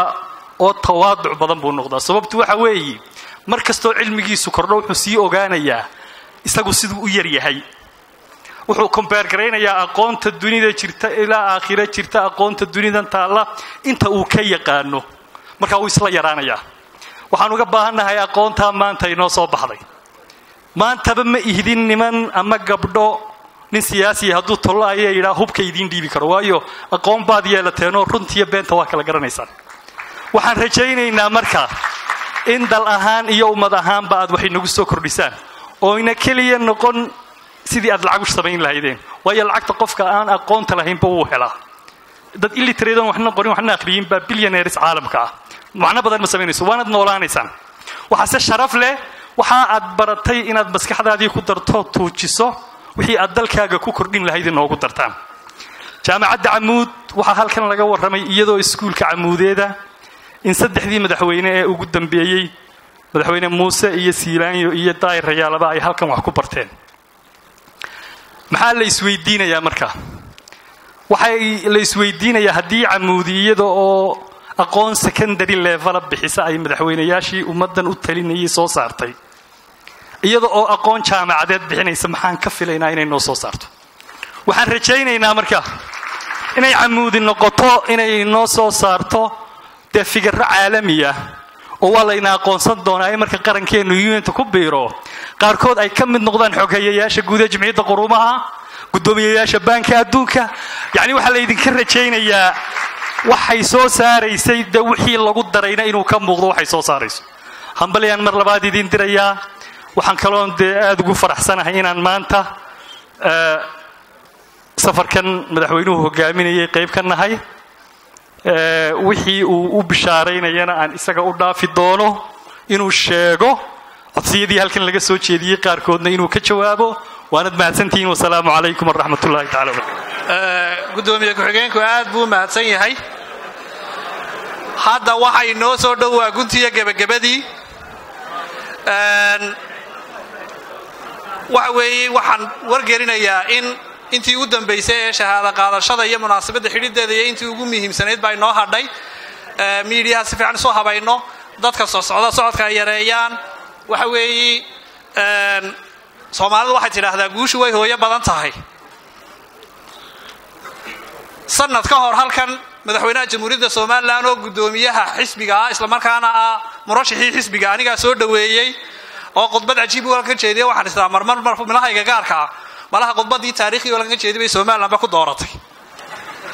maanta se anigu ma soo dhaweyn karayo madaxweynaha jamhuuriyadda Soomaaliland waxaan ku raadayay xil saaran oo aan ka codsanaynaa inuu soo dhaweeyo wasiirka waxbarashada iyo tacliinta sare oo isagu kelmadiisa yiraahdo dabadeedna madaxweynaha uu inoo soo dhaweeyay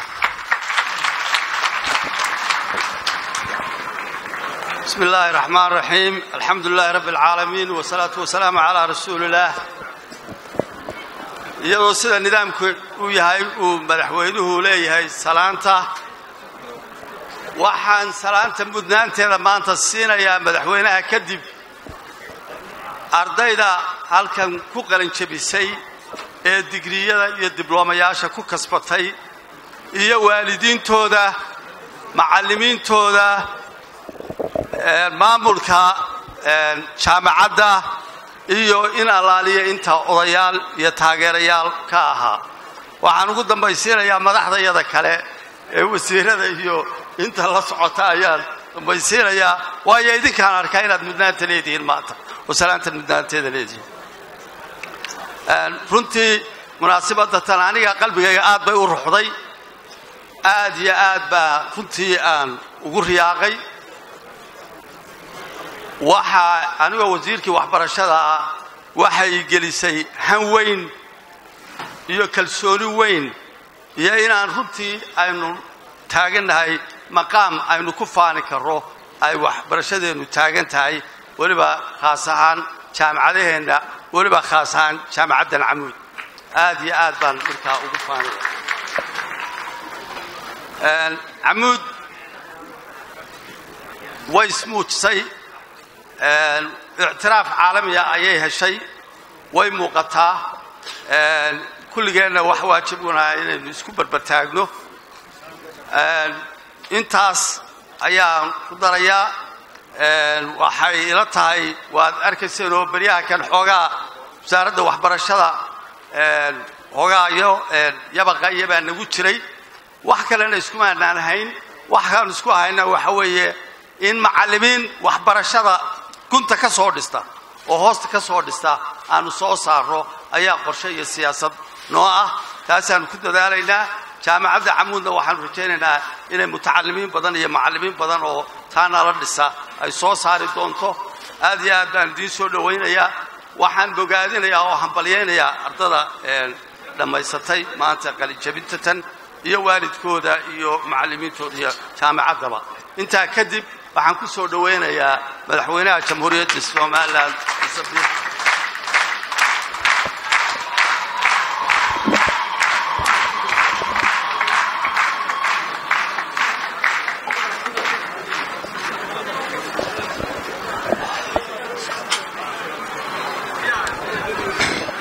بسم الله الرحمن الرحيم السلام عليكم ورحمة الله وبركاته waxaan hambalyeynaya dhammaan ardayda maanta ku qalin jabinaysa hoolkan jaamacadda camuud ee tacabka badan soo galay waxaan bogaadinayaa waalidiintooda ku soo tacabtay waxaan hambalyeynayaa macallimiinta iyo maamulka jaamacadda ee qarankana u soo saara dad mutacallimiin ah ardayda maanta joogtana halkaas soo gaarsiiyey dhammaantiin hambalyo hambalyo hambalyo tacliinta iyo qiimaheeda waa laga hadlay ilaahayna qur-aanka meelo badan buu kaga xusay suuradda ali cimraan cankabuut huud mujaadala iyo kuwo kaloo badinma waxa sheegay qiimaha cilmigu leeyahay intaasaa inoogu filan cibro iyo cilmiga inaynu qiimaha uu leeyahay ogaano oo ku dadaallo sidaa sheegteen halkan waxaa isugu keen dambaysay maalintii ololaha khudbaddii aan akhriyey waxaan ku soo gebagabeeyey bahda camuudna ha iska warhayso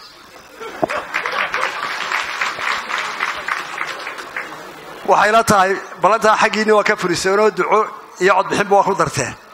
oo waa taa maanta halkan aan joogo maantana waxaan ku celinayaa bahda camuud ha iska warhayso sabab camuud ilaa maalintii la dhisay ilaa maanta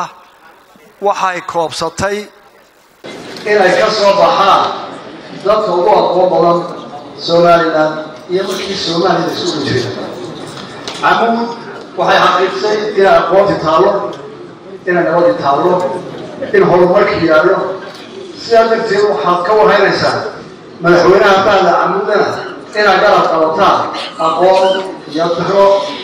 haddii uu qaldan yahay inaad saxdaa la qabataan hadduu haysan yahay aad garab gashaan maanta halkaasaan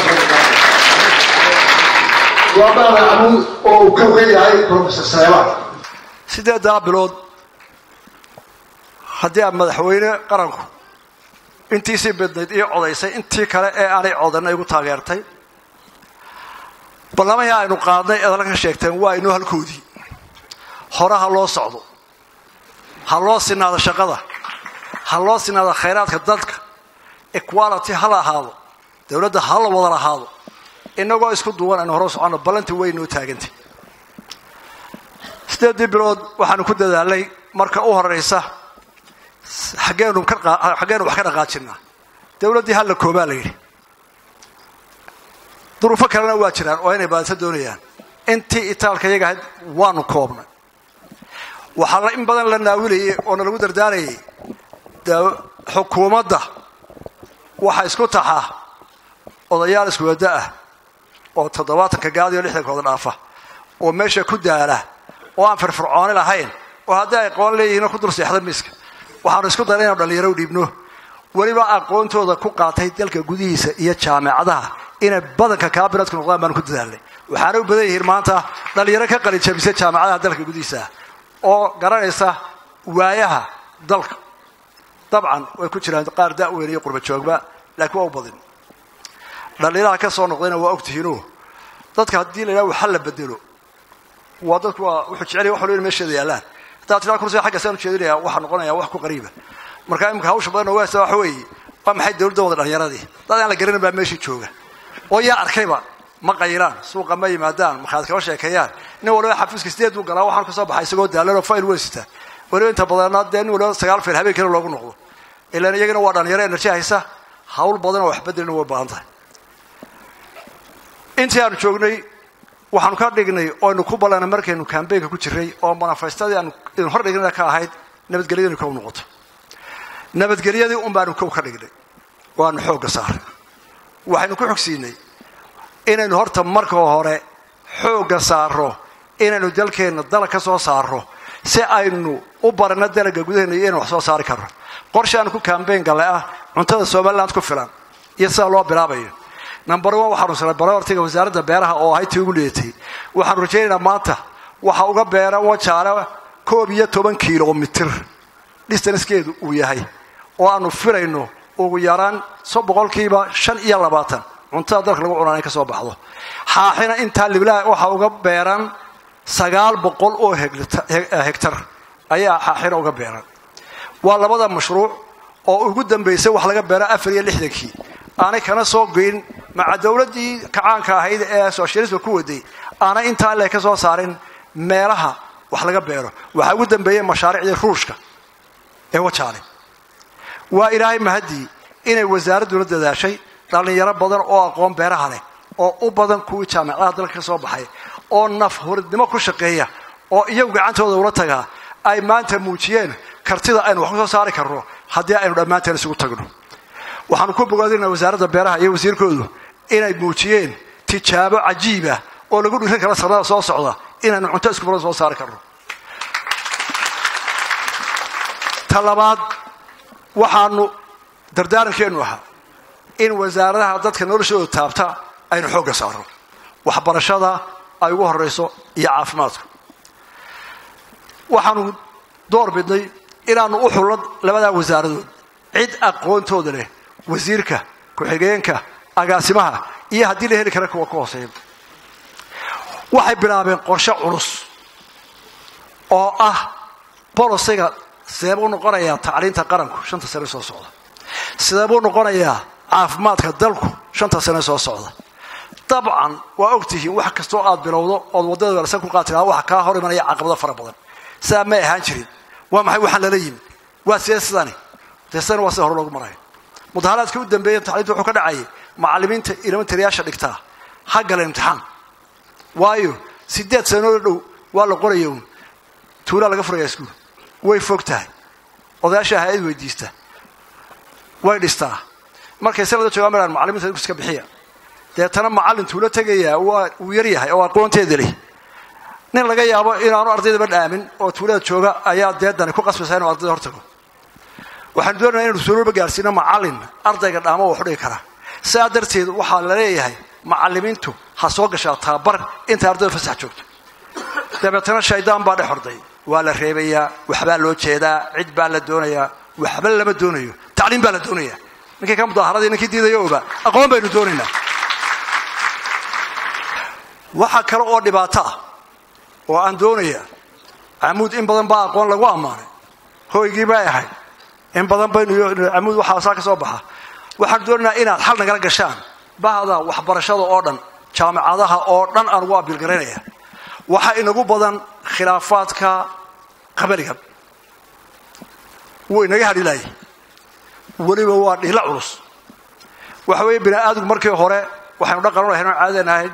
wax kastoo la isku qabsado geed baa la tegi jiray garta hebel way ku raacday wuu qaadan jiray maanta laysba maqli maayo haddii ijaar la isku qabsado qori baa la soo qaadanaya halkan barkad baan ka qodaya ka qodmaysa dad baa ku dhimanaya halkan tuulaan ka dhisaya dargeed baa dhisaya dhismaysa dad baa ku dhimanaya waana intii waa deganaydayso aynu adeerka iyo aabbaha iyo sadog ahayd waa dadkii aan isba taaban jirin ee bergmagada ahaa ciidamadeenna amnigu waxay ku jiraan dagaal joogto ah oo 4 beerjaa waagii baryaba wasiir daakhiliya waxa dul taagan waxa la isku dilayaa marhablaayo ka soo bilow low yacdo gaarsii ilaa iyo ceelaayo hawd iyo waqooyi buur iyo bannaan xataa xeebtii waa dabayl dhul qabsigu cajiiba oo inagu soo baxay waxaan u baahanahay in jaamacadu research ka sameeyaan odayaashii aqoonta lahaa ee dhaqayaqaanka ahaa ee dusha xeerka ka hayay ee ninku markuu hadlo intuu ka daba kaco odaygoo la jiray taasaa tiri miyaan wax kaa dhimin miyaan wax kuu dheereeyey ee may ohan jiray rekoord kaa hayay way si yaraanayaan dadka combyuutarka telefoonka isticmaala saa waxma dhegeysan karaan marka haddii odayaashii waay aragga ahaa garse saa u qabanaya naga sii dhammaanayaan waa inaynu combyuutarka iyo ku qabanaa softwareka si aynu arrintaa xal ugu helno saa darteed jaamacadaha waxaan ugu abiilgaraynayaa in ay dhammaan research dhan ka sameeyaan dhibaatada ay u soo noqnoqdaan khilaafka beelaha wada degan halkan shalay markii camuud waa la qalinjabinayaa macallinkii baa idin yeeray waxaan isugu dhowr inuu camuud ka soo baxo dalkan xeer waaweyn ka haya waxa wareeya gudoomiyaha banka oo lacagta inoo hayo nin bidaaro halka fadhiya Ali Ibrahim baa leeyahay isku waqti isku fasal baan ahay laakiin alif way ahaa أحمد داود ما حسابي يقول أحمد داود نو شوقه يقول كلا نويبا وحنا عمود ورتجينا محل تجينا يرى كانوا ورانا يا والله دم الحلوة يقولون عمود حتى أنا قلت محل يريه ولا ميس سامي يتنوع على وحتى أين رهنا عمود باسكره وقبل كوحكم مطرين والدولة ده وحكم مطرين ورها عمود بعدسي كايم كبلابي كيوجو ريا سلامنا كوكاها يا كايم كبلابي inagu baahda camuuda maxay u dhisnaayo taallaa deetana waa la suudiyo halkan sidana halkan waa baashi qoorgaab iyo waraabayaasha habeenkii joogi jireen ka baqan jiray soo arday isagoo baqato kolaasal kuwan de malaha boodin ma aha habeenkii meesha dhagaxan jeebka faraqa kuma soo qaataan waxaan ku soo tashanay inaan buundada camuud بريتا قندراسكي وبحية عسبان وأنو هركب دلون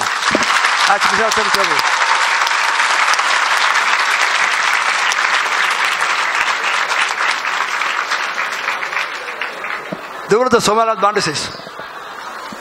سنة قادر ميسو هيا دو أحلى سويا لوران مايو لعيت ولا ويا قندراسكي شركتي ولا قرض هنا لوران مايو هدي الله يرهدو بريتا ترتك اللي قرين دورا ورقدي قندراسية ده وحكم مسؤولة وزارة دجدتك قارهان واحدة هيئة ودوين خريصة اسمعنا واتشوقة حلقة أسرع سنة قولي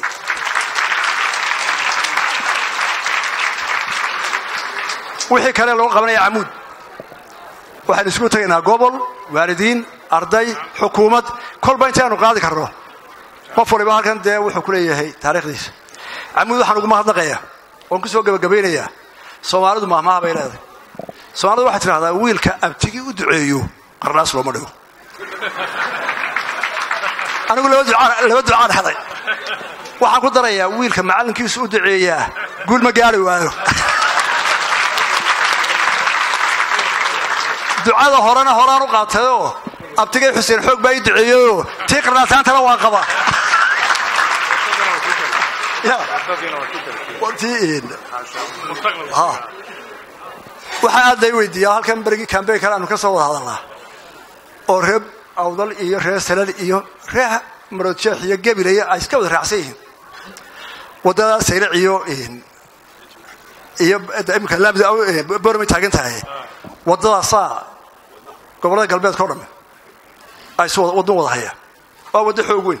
oo culus waddooyinkan waxay baahayaan qorshe iyo mar la galo waxay noo ballana oo wasaaradda wadada jidadkuna ay qabtaa amarkeeda hay-adda waddooyinkuna qabtaa waddada ceerigaabo maanta oo aan filaya inay sanad iyo bar gudi ku dhammaynayaan haddii ay say u socoto iyo awoodtahay noo ahaato maalinta ay dhammaato qalabka iyo lacagta iyo miisaanka loo soo wareejin doona waddada jabuuti oo tagtaagta labaad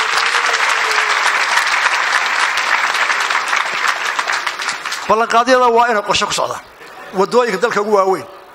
taana waxaa ku xigaaya ceergaabo iyo baran si dalku u helo waddo bariya galbeed soo dhuunta inaad dabeecadda ka soo baxdo oo ceelaayo ku tagteen doonayna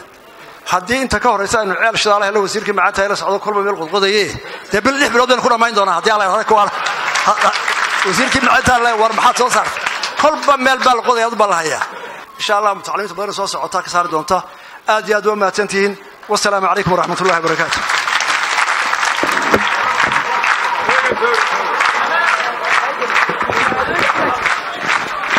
shahaadooyinkii baa la bixinayaa hal la sugo sharaftu waxay ku jirtaa xafladdii ma dhammaan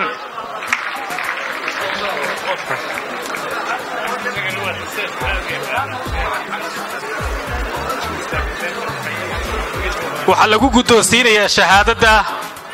waa ninka lafdhabarta ka ah qaybta mastarta ah aadna waan ugu hanweynahay dr oso qad soo dhowaado cabdinaasir daahir cige ku-xigeenka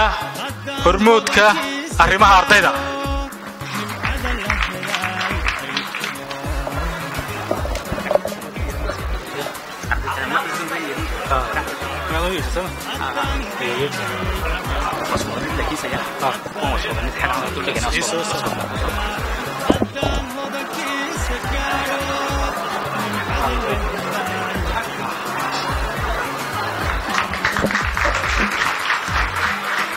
بسم الله الرحمن الرحيم hadda waxaan u gudbaynaa labadii qaybood ee qalinjabiyaasha iskugu jireen waa qalinjabiyaasha heerka labaad ayaan ku horeysiin doonaa marka waxa uu horeeya way farabadan yihiin laakiin waxaan sameyn doonaa 10 qof ee ugu sareeya ayaan ka yeerin doonaa waxa ugu horeeya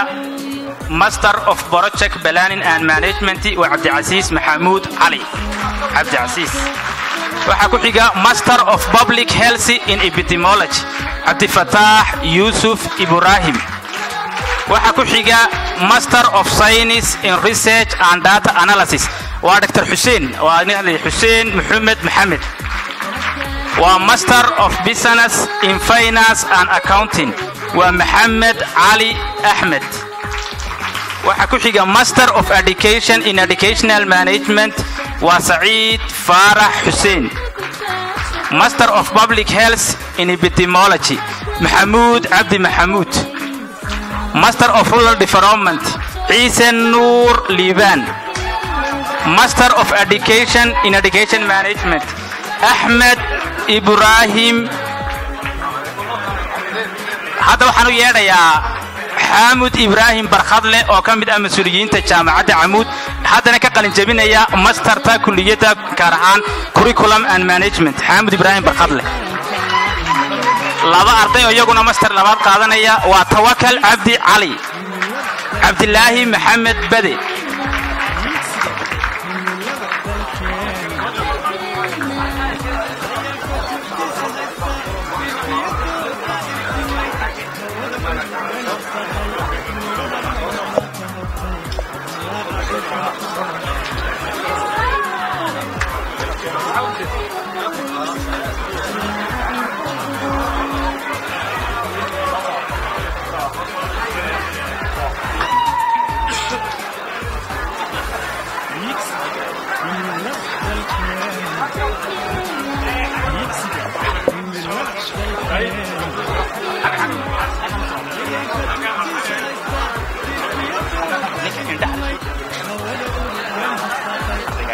waay hadda waxaan bilaabaynaa digrigii koobaad digrigii labaad ugu dhan yahay waxa ugu horeeya kuliyada shareecada waa ardaygii mucjiska ahaa ee aragga naafada ka ahaa waa Cabdifataax Farxaan Habane Cabdifataax Farxaan Habane ninkaasi waa nin xaafid ah araggana naafa ka ah faculty-ga engineering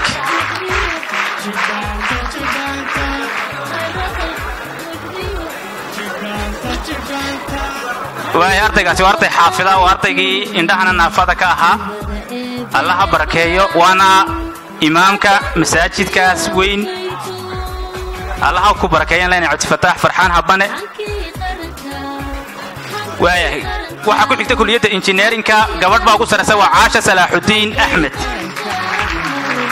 kuliyada business kadina joogin Axmed baa u qaadi doona Axmed Cawaale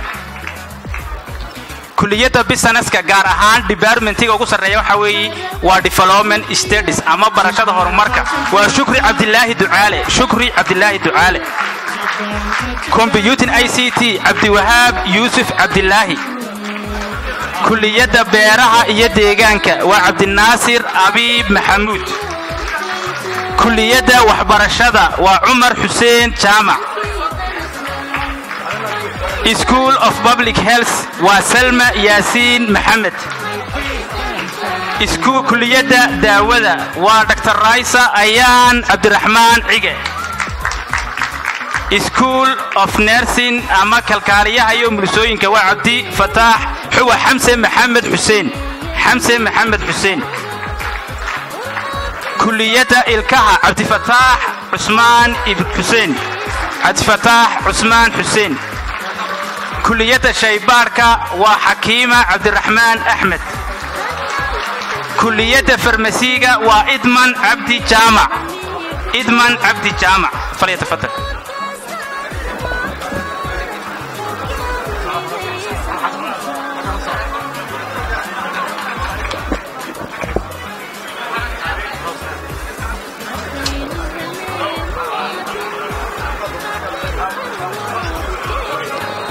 ardayda waxa loo baneeyo way soo dhaqdo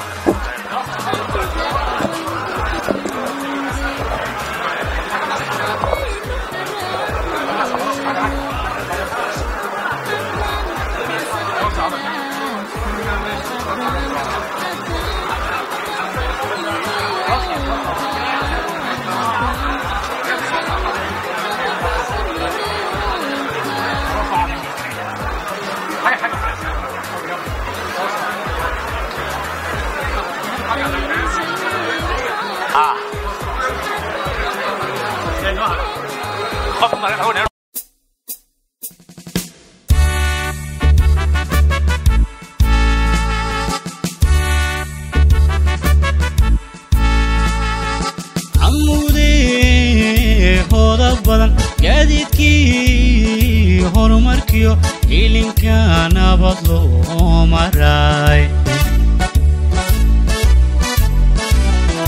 libtiyo hawlaadun dadaal halneba horkaca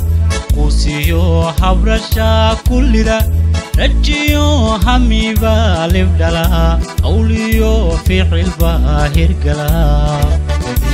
amudey hoola badan gaadiidkii horumarkiyo ilinka nabad loo maray amudey hoola badan gaadiidkii horumarkiyo ilinka nabad loo maray libtiyo hawlaadun dadaal halneba horkaca qusiyo habrasha kullida rajiyo hamiba libdhala awliyo ficilba hirgala amudey hoola badan gaadiidkii horumarkiyo ilinka nabad loo maray irar samirla udana umaga fog baadad haga aqoontuna waa halbeeg markay hamileedaho camud qof dhigta ahantee camuudey hoodad badan bulshada waad haqabtirte hajiro magaca hajiro ilal saamilaa u dana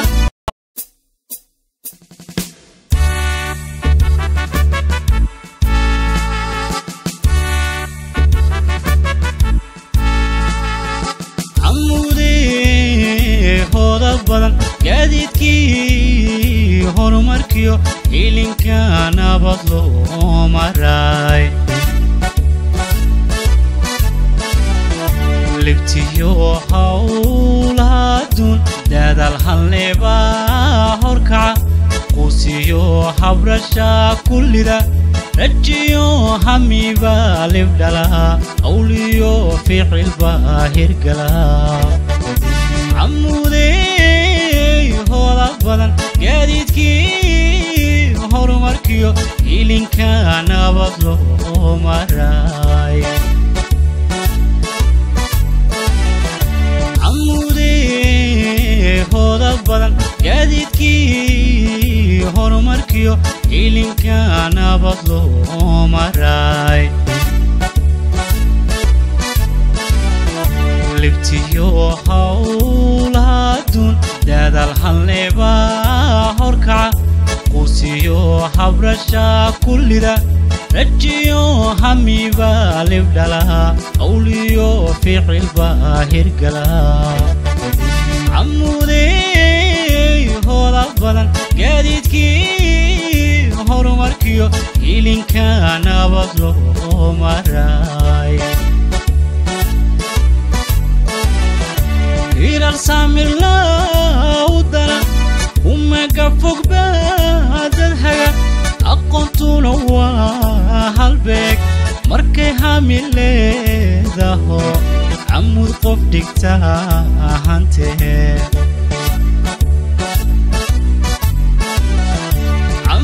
camuudey hoodad badan bulshada waad haqabtirte hajiro magaca hajiro ilal saamilaa u dana umaga fog baadad haga aqoontuna waa halbeeg markay hami leedaho camuud qof dhigta ahantee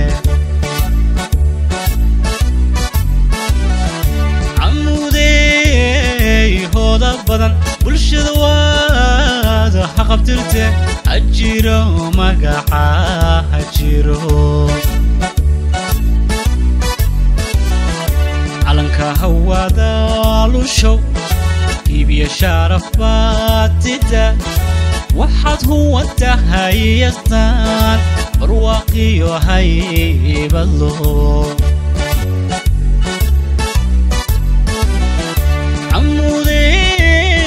hoodad badan bulshada waad haqabtirte hajiro magaca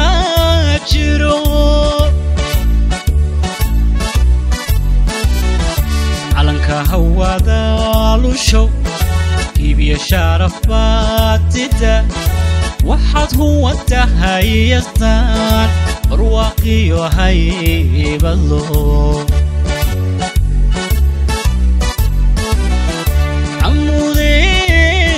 hoodad badan bulshada waad haqabtirte hajiro magaca hajiro